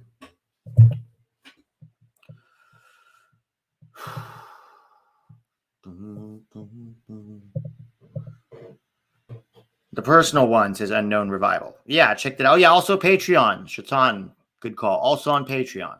If you want $3 a month or $8 or $1. $3 gets you a lot of content, though. So give me a follow there if you want. If you want to help support the channel now that we don't have a sponsor. Or just keep following me here and hope that YouTube never cancels me. All right, here comes Juve down the left-hand side. Cambiaso. Nope, that's Chiesa. Chiesa plays it in. No run from anybody.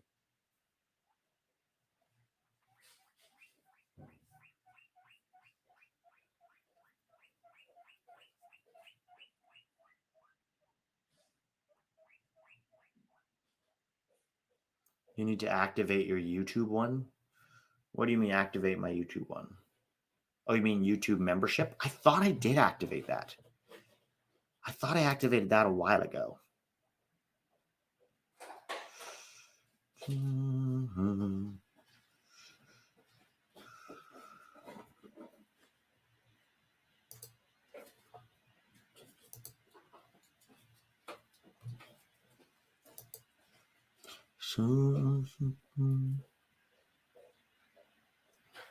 When I go to your Twitter account, I see old tweets instead of the recent one. Yeah, I haven't posted on my personal Twitter for a long time because I've mostly been focusing on the 11 Yanks Twitter. I'm most active on 11 Yanks Twitter. On Instagram, I'm more active on my personal account, Peter Masney. So those are the two.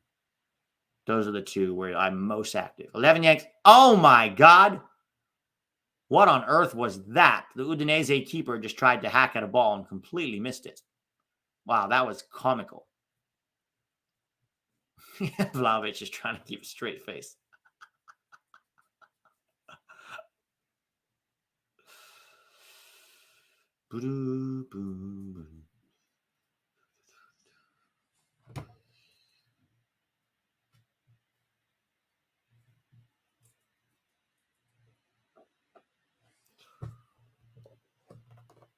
Yeah, no, I appreciate it, Hank. I thought I had it, I thought I had it well monetized, but I don't know. Let me go double check. For like YouTube memberships and stuff. I'll go activate it after this. I thought it was monetized. I wasn't sure actually.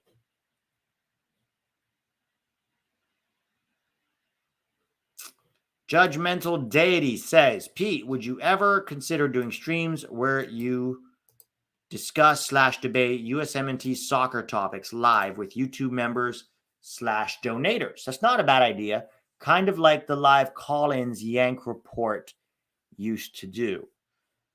It's not a bad idea. The question is, do people want to watch that, right? Because it's like I could do that. I could go live and be like, okay, we're doing a stream, blah, blah, blah. But do people want to hear, like, can you talk well on camera? Can you articulate points? Are you just going to troll? Like, you have to remember, it's not just about me. It's about everybody watching. And the content for everybody watching, they have to be able to make a good argument or a good point in order to keep the subject matter interesting, right? So, I don't know. Maybe. Something to think about, but there's question marks with that as well. Carl Tanner, Chelsea fans in full meltdown mode. Maybe if they spend another $1 billion, they might get a W. It doesn't matter how much they spend at this point. That's a toxic club. There's no direction. They're overspending on players.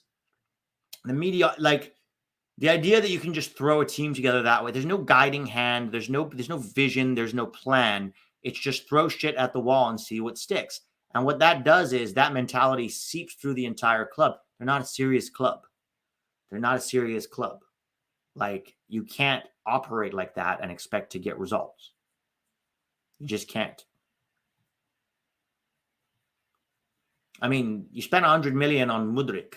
You show the world that you're not a serious club.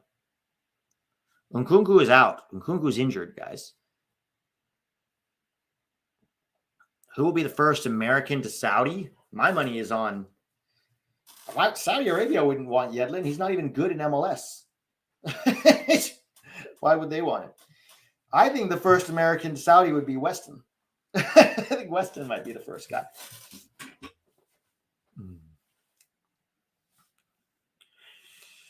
No, Balogun, do not go to Chelsea. You're better than that mid-table fraud club. I don't think Dest would go to Saudi Arabia. I think Dest wants too much to play at a high level. I did watch the Fulham game, yeah. I did watch it.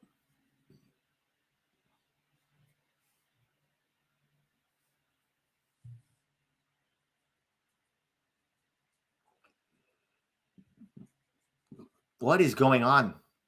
Get up, Chiesa. You're fine. Yeah, I don't want Balogun at Chelsea. I want him at Fulham. Fulham might finish above Chelsea in the table this year. You know? No, it was definitely not a red on Ream. That was terrible reffing. Terrible reffing. He should have. I mean, I think Ream could have done better on the first goal, but that second goal was never in a million years a foul. Never in a million years. Nathaniel Kolesar, why you got to do my club like this? Your club is doing itself like that, buddy. Who do you guys think is going to win the Prem this year? You think it's going to be Man City again? I think it might be Liverpool. I thought bringing in McAllister and Soboslai was exactly what they needed. They just need a 6. If Liverpool can get a proper 6 in, I think they could win it again. I think not again. I think they could win it this year. I think so.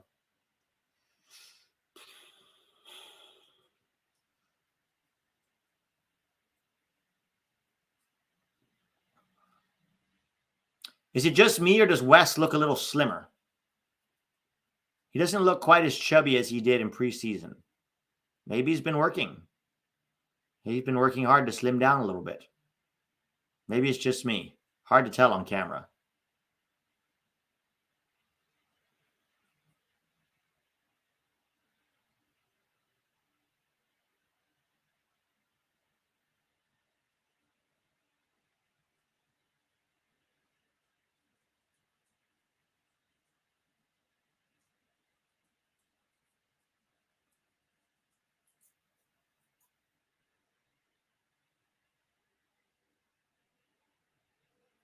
Here comes Udinese.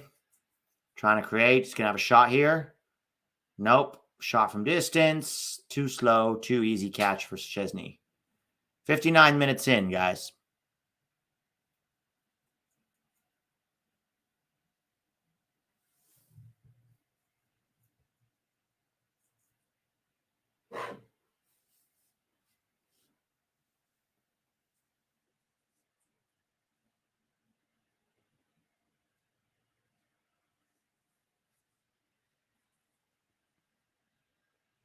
Ball over the top, all the way to the keeper. Been kind of a dull second half. At least he's opening 15 minutes, not going to lie. Where are you, Hank Hill? Are you in LA? Because I'm in Pasadena. It's not raining anymore. It was earlier, but it wasn't like torrential downpour hurricane level rain. It was like kind of rained for a little bit rain. It was like June gloom rain. How did Tovan go from Liga MX to Serie A? I don't know. Failing upwards?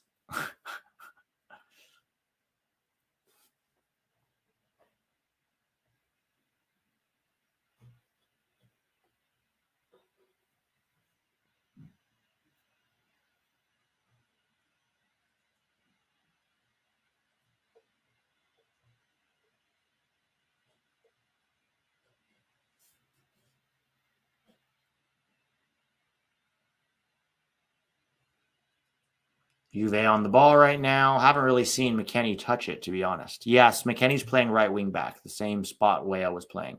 They're just playing so direct. This is what's so annoying about Juve sometimes. It's like you're 3-0 up. Try to keep the ball. Do something meaningful with it. All they're doing is winning it and then lumping it over the top for Chiesa or Vlahovic to chase. This is why people don't like Allegri. Because he resorts to, like, you're the better team. You're the more talented team. You're the team that should have more of the ball. And you completely decide to bypass your midfield together and just go long every time. It's like, what is this? English football in the 1990s? This is why people don't like Allegri.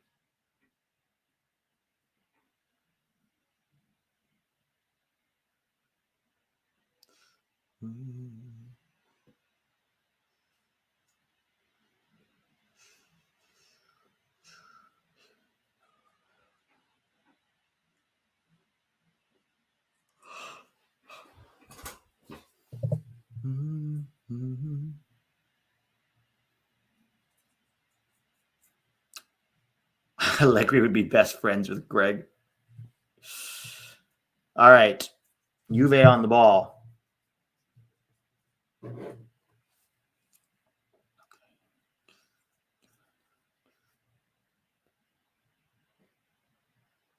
So they play it around the back. McKennie, you got McKennie wide. All right, so now we're playing into midfield and we give it away. McKennie picks up the loose ball, pushes it wide, makes a hard run down the right. Locatelli has it. He's got McKennie to his right. McKennie got it back. McKennie doesn't have a ton of passing options. Miretti screaming for the ball. He gives it to Rabiot. Rabiot cuts inside. Rabiot with the giveaway, because who else? Rabiot over the top. 1v1. It's Brenner. Brenner versus Pedro. Udinese is going to shoot. Not a bad shot. Not a bad shot. A little too close to Szczesny, who palms it away. McKennie's back there defending. McKennie's looked involved, more involved than Tim Weah was.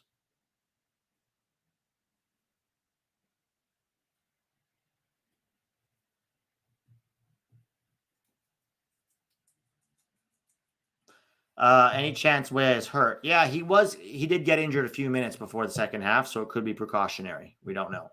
Could be. Could be.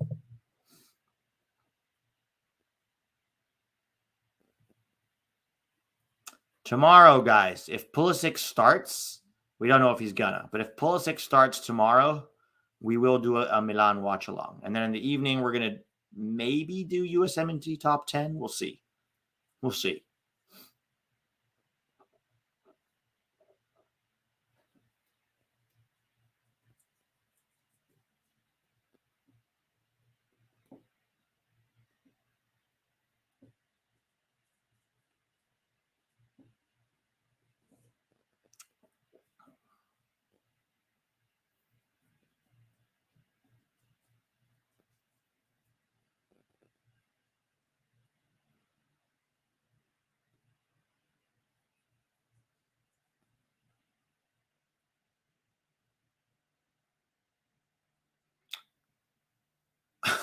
Text that. Worried about Puli and the Chukwueze signing. We'll see. I'm not particularly worried. I'm not. They've got Champions League rotate. Yeah, they've got Chukwueze, but first of all, they're going to have to rotate. Puli can play the 10, he can play right wing, or he can play left wing. So I'm not particularly worried, to be honest. We'll see. We'll see. If Chukwueze starts, does he start in the middle? Especially with Musa out, he could start in the middle. Tonali sold, Musa out. Possible. We'll see.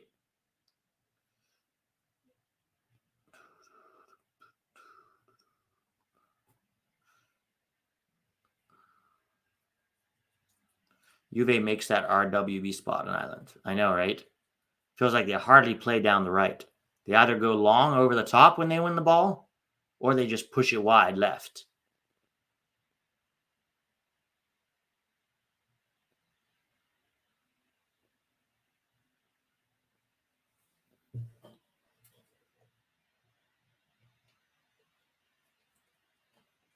M. King says, hey, Pete, a Coventry Sky Blue fan here. Are you English or American? Haji Wright got his first start yesterday, played about 70 minutes and looked very good. No goal this weekend, but he got his first last weekend. Yes, he did. Yeah, he had a nice little finish coming off the bench.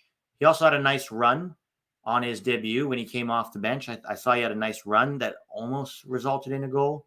Got sort of a fake assist this last weekend. Poor touch.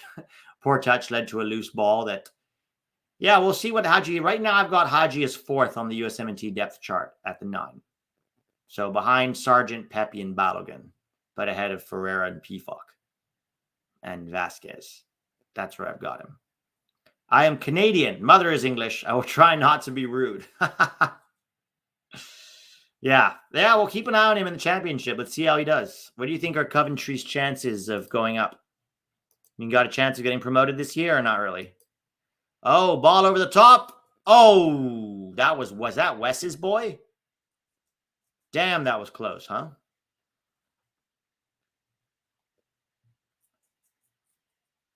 I mean, Wes should have tucked in there quicker.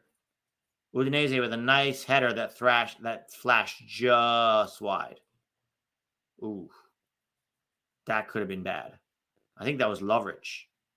Was that Lovrich?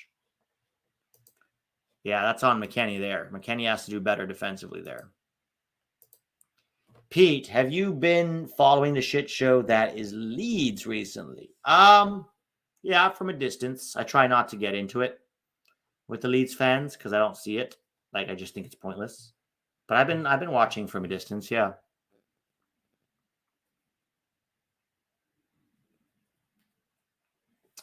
I'm fine with depth at the 6, Joseph. So Joseph says, seems like we have good depth at the 9 now, no depth at the 6 or left back.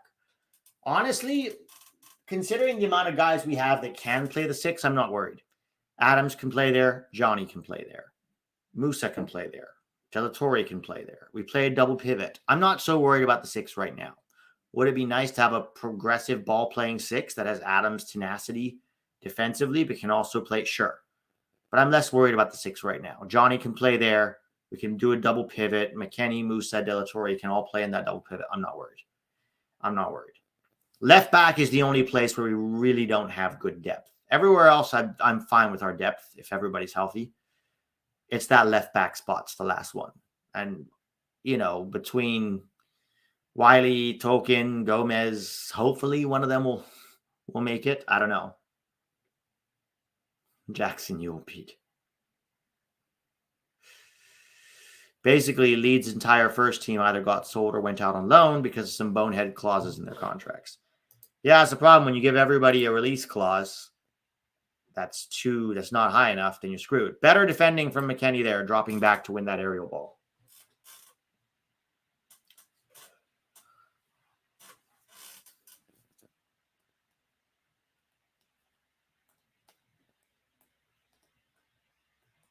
Ealing Jr. coming on for Juve.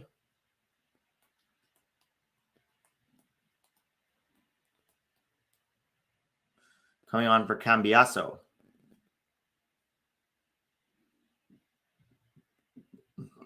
Yeah, Leeds, they're not getting promoted this year. All of their best players are gone. They're a mess. They're not getting promoted this year.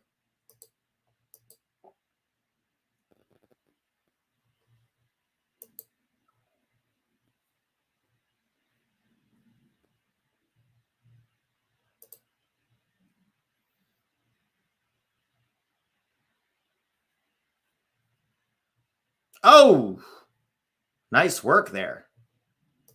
That was damn close.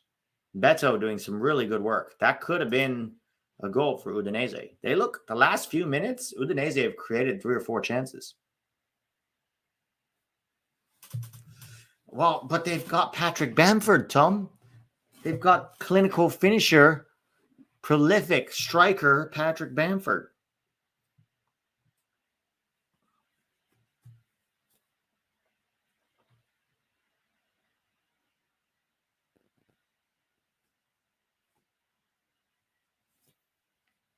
Pete, how should I cover the World Cup as an aspiring soccer journalist?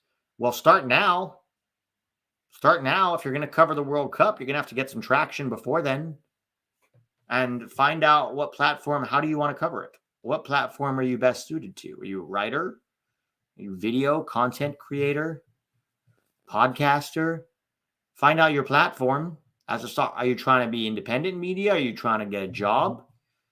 Right? Sometimes you go be a copywriter for bigger media or a researcher or whatever, and then maybe you can get promoted, maybe not, but I would find your voice. And don't just be you want to be a journalist or do you want to be a commentator?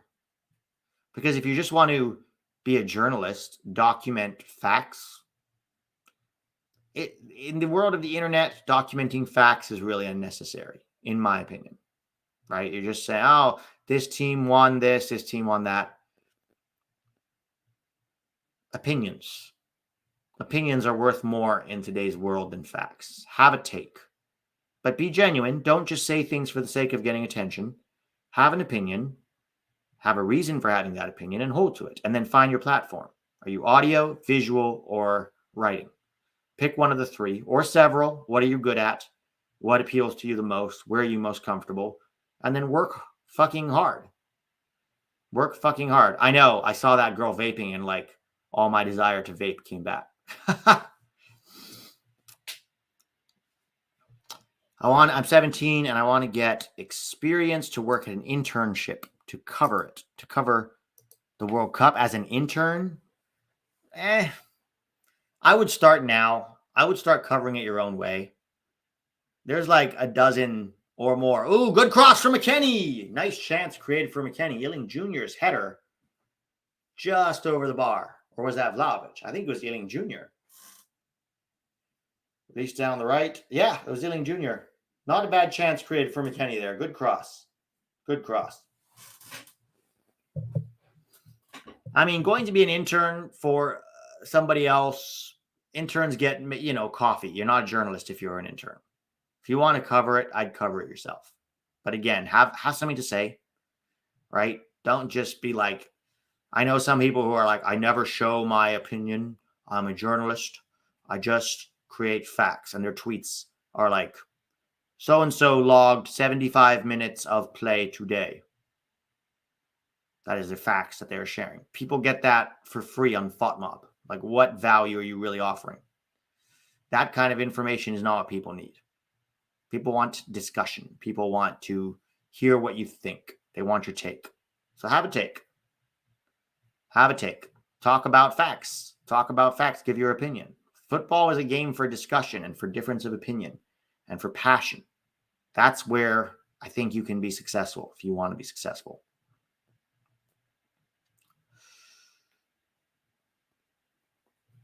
I'm also interested to grow the game in the US too. Great, man. Well, find your medium. Find your medium. Audio, visual, writing. Find one of those. I'm more of a radio/debate person, like a Radio Stevens sort of format. But less hell breaking loose. Then start a podcast. Start a podcast then. If you're more of an audio person, And don't try to be Stephen A, because when you're trying to be somebody else, it's very obvious. Everyone knows what you're trying to be. Just be just give your honest opinion. Don't try to be anyone but you.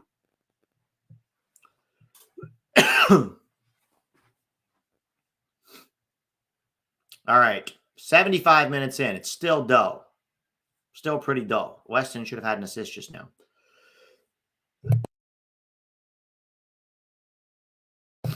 Sorry, guys. My throat is still recovering a bit.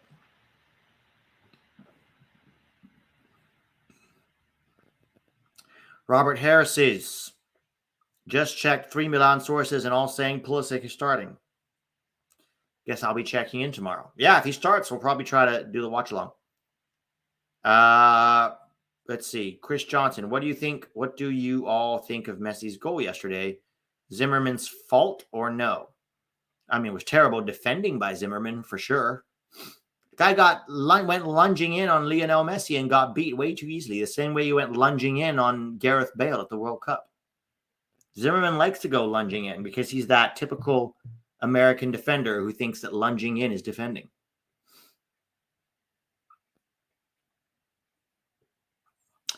S27 is another thing is that it's okay to not have a take on a subject if you don't know an area that well. Yeah, that's fine, but then don't say anything. If you don't have anything to say, don't say anything. Like, only talk if you have something to say.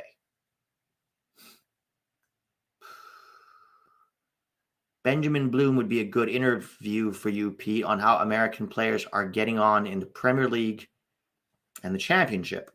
Yeah,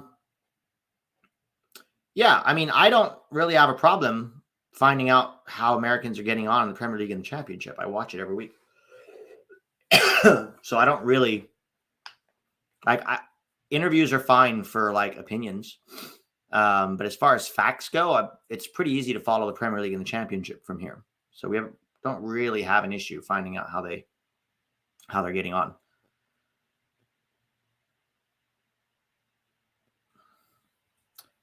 Casey Sports, I'm applying to USC and have connections with heads of Fox Sports. Well, there you go. There you go. But just remember, at the head of if you work in Fox Sports, you're not going to be a journalist. You're going to be an intern. Or, yeah, you're going to be that guy getting coffee. Maybe a researcher in the back room if you're really lucky.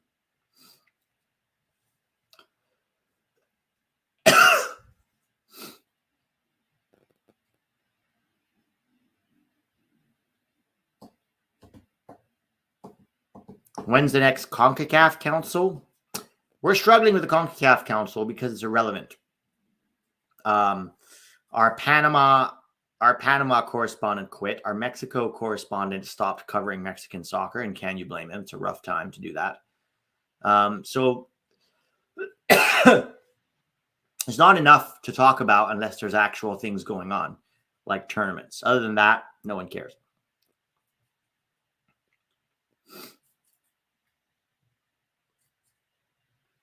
The KC Sports Nerd, I will only take a job that I would be able to express my opinion authentically. Well, then don't go with Fox Sports. I'll tell you that right now.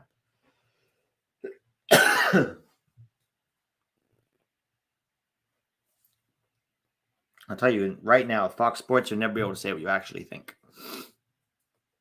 Those guys are cheerleaders for mediocrity up there, starting with their head blowhard, Alexi.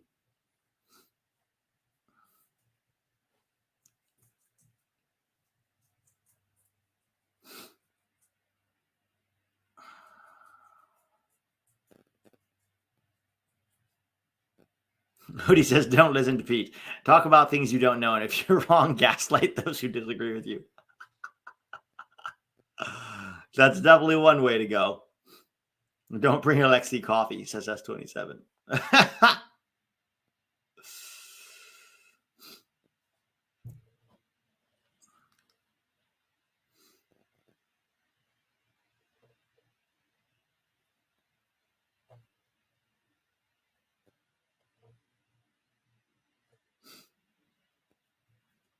Rico Poe says, only way Zimmerman ever stops that is to foul him in a very dangerous spot for a Messi free kick.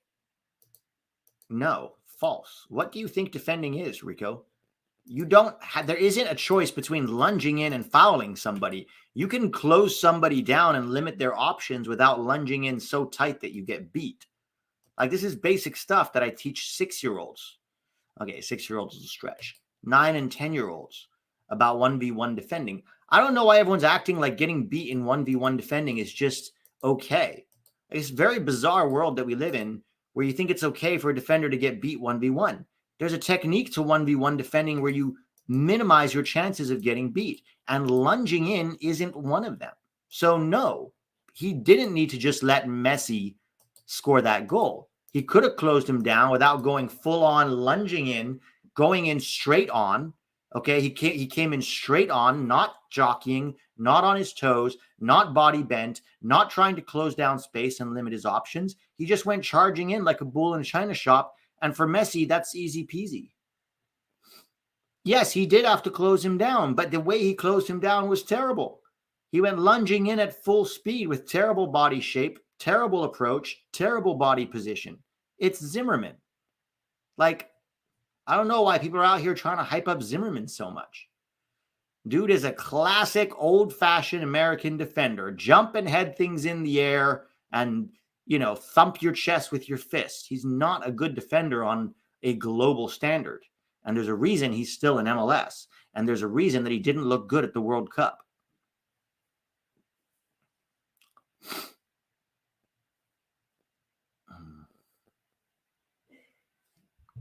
There's been a concerted effort to excuse any culpability for Zimmerman. Can't have the best defender in MLS admit a mistake. Of course not, especially when you're trying to propagate him on the national team.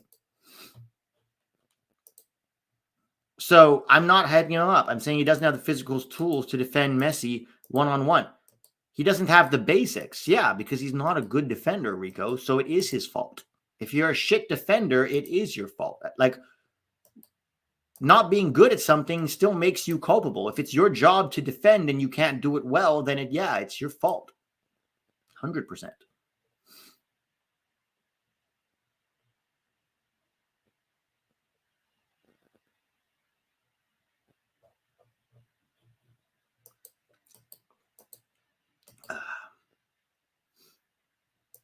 All right, corner for Udinese. I don't think I've looked at the game in 20 minutes, guys.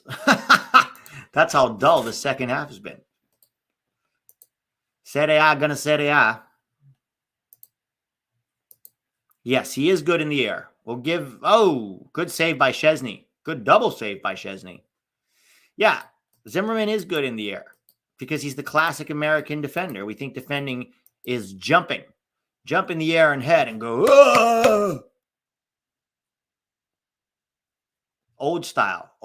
Look at the under-20 defenders that went to that under-20 World Cup. That's the future. That's what the rest of the world does with their raising young defenders. But we are too busy going, Zimmerman has a good haircut, and he gives his all on the field. God dang it, Joe.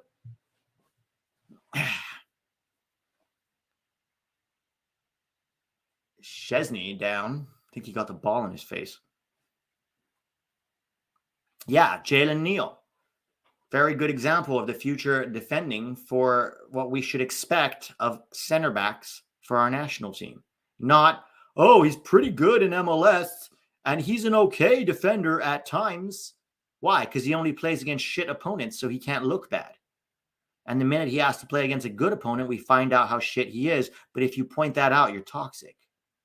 It's like, when are we going to have some standards for what it means to be a good player in this country, to play for our national team? Do we want to win a World Cup one day, or are we content just being a dominant CONCACAF team?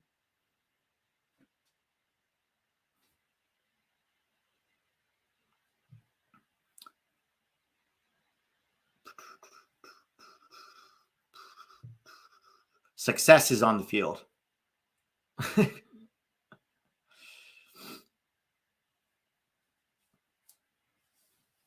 Yo, the woman who scored winning goal in the World Cup today, dad died after she scored the goal. Who won? Was it Spain? They beat England, no? I didn't watch the game. I heard Spain won. Vlahovic is off for 84 minutes in. Do you think a Neo and Richards partnership could be good? Yeah, down the line.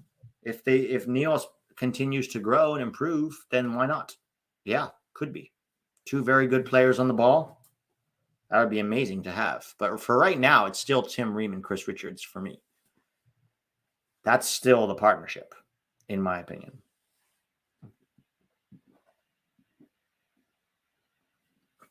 Honest question. Aside from the Messi goal, which, okay, isn't totally easy to dismiss, how did Zim play the rest of the game? I didn't watch the game, so I don't know. You'd have to ask people who watched the game.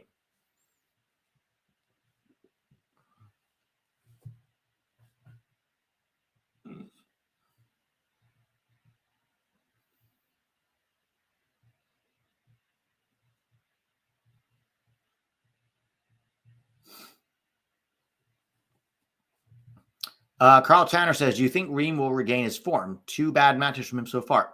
First of all, that penalty was never a penalty, so I don't know if you can put that one on Ream. I think he could have done better on the first goal.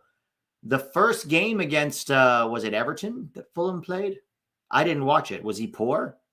I know he got a clean sheet. I know they got a clean sheet, but was he poor in that game? I didn't see it. I didn't see it.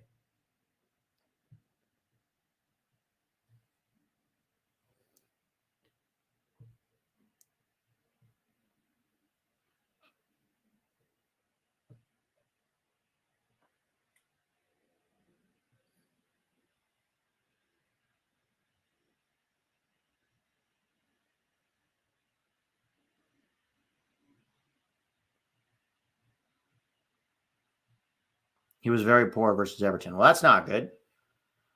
Let's see if he can recover his form or if last year was an anomaly. If last year was an anomaly, then it might be time to slowly put Ream out to pasture. Be honest, how did McKennie do?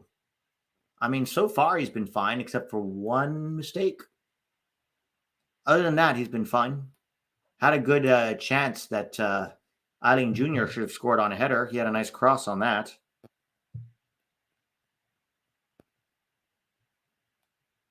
Other than that, it's been kind of a quiet game, to be honest.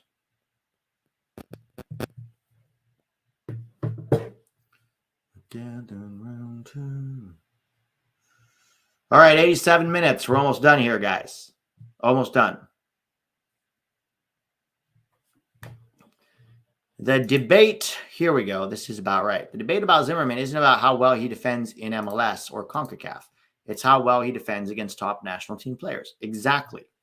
If we're trying to be a top national team in the world, Zimmerman is not going to help us get there. It's just not. But he plays in MLS, so we'll keep giving him chance after chance after chance and gaslighting people who think we should have higher standards than a header merchant for a national team caliber center back by saying they either don't know the game or they're just toxic. It's what we do.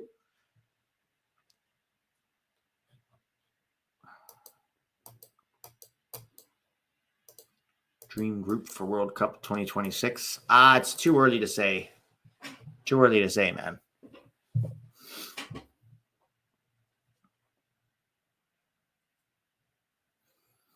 Rico Poe. Zimmerman is a capable CONCACAF backup versus top sides, not up to the level. Yeah. Yeah, but then it's like, why are we even trying to... It's like, okay, we have these friendlies against Azerbaijan and against Oman in September. The goal should not be to find players who can be fine against Oman and Azerbaijan, right? Like, that doesn't make sense to me. When people use that as an argument, he's fine for Oman, Azerbaijan. That isn't the point. I'm sorry, Uzbekistan, not Azerbaijan. Thank you. But that isn't the point. The point is we're trying to prepare for Olympics and Copa America, and the players that we should be calling up now are the players that are preparing for those two major tournaments. So fucking bringing Zimmerman in when he shouldn't be in either of those rosters makes absolutely no sense to me. And then you have people saying he's fine for ... You're missing the point of a national team. You're missing the point of what we're trying to do over the next 3 years, which is to become a team that can really compete at a top level. Not be, can you barely compete at this level? Fine, we'll waste another call-up on you instead of bringing in Jalen Neal to get him with the team and to get him prepared for Olympics. That's the point.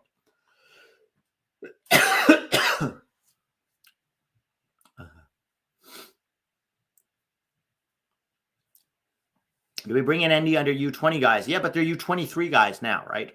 So once that U20 World Cup is over, Gaga and Wiley are U23 guys. They're guys that are being gotten ready for the Olympics. Kevin Paredes, Gaga Slonina, Caleb Wiley, Jalen Neal, guys like that.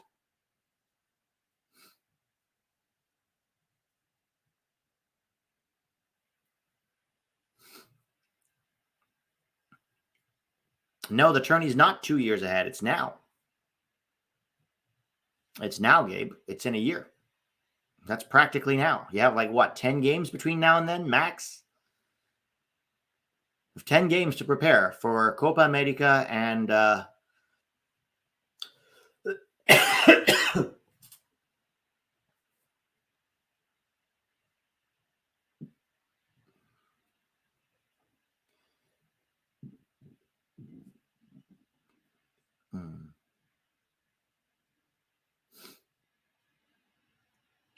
Ooh, deep cross from Udinese. Oh, 5 minutes of extra time. Can we just end it, guys? It's been a dull second half, hasn't it?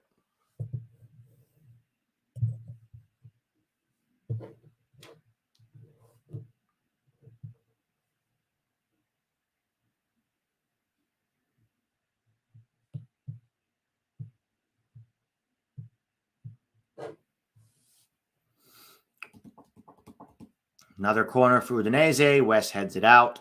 West has put in a pretty good defensive shift today. Excuse me.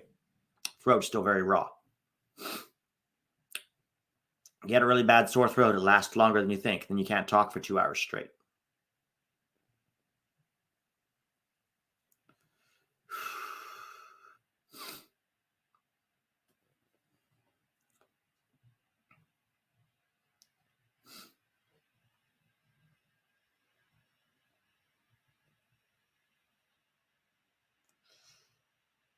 Udinese keep trying. They're coming a lot down the left, but they've struggled to get past McKennie.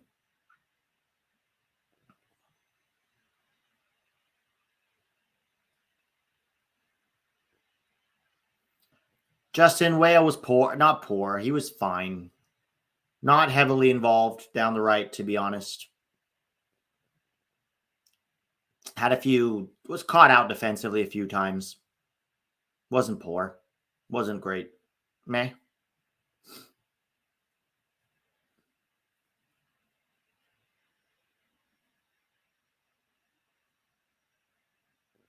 Matt, yes. Essentially, yes. I think 20 is very realistic if he can stay healthy. If he can stay healthy and play, Norwich can keep play like they're playing, then yes, he could easily get 20. I mean, he got 13 last year. There's no reason why he can't get 20 this year.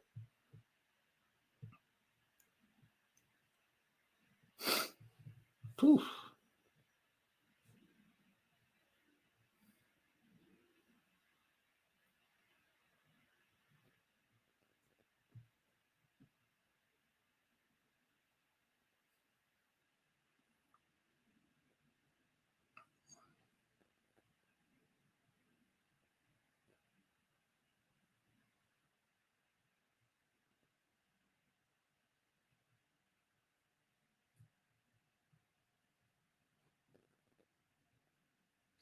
Will you start streaming on Rumble, Pete? No, guys. I'm not going to go to these tiny websites where nobody ever is and stream for 7 people. Like, my time is a little more valuable than that. Rumble was like, okay, watch. I've been talking about my ass. Turns out Rumble's like the biggest platform in the world right now. I mean, is anybody even on Rumble? Like, if we can get 200 people on YouTube to watch, what's it going to be on Rumble? 15 people? Like,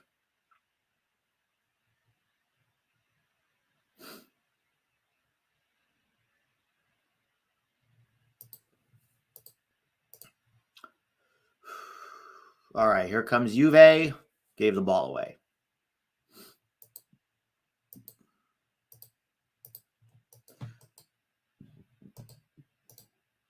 Is that McKennie down the right? Yeah. Play him in.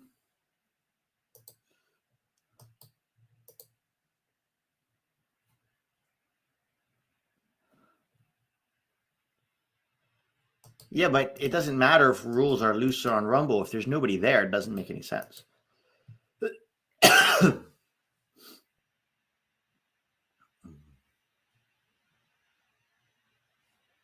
I'm not having any trouble with YouTube as of right now, but I'm nervous. It's precautionary. Being precautionary about YouTube.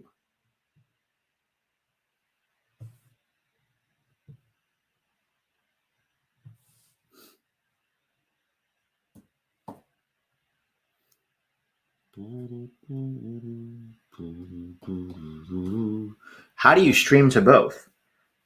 Will StreamYard let you stream to both YouTube and Rumble at the same time? And again, what is the point of Rumble? If there's nobody on it, then why stream to it? That's the question. Why stream to Rumble if there's nobody there?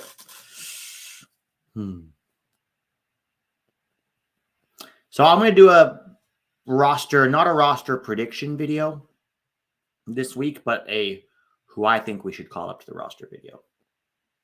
Game over. All right, guys. Well, that was a dull second half. McKennie was a bit better than Weah, particularly defensively. We'll see how it goes the rest of the season. My voice is almost gone. So I'm going to take off. Guys, thanks for hanging. This was fun. Hopefully, I'll see you tomorrow. If Pulley starts, then we'll do Milan, okay? Have a great one, guys. Later.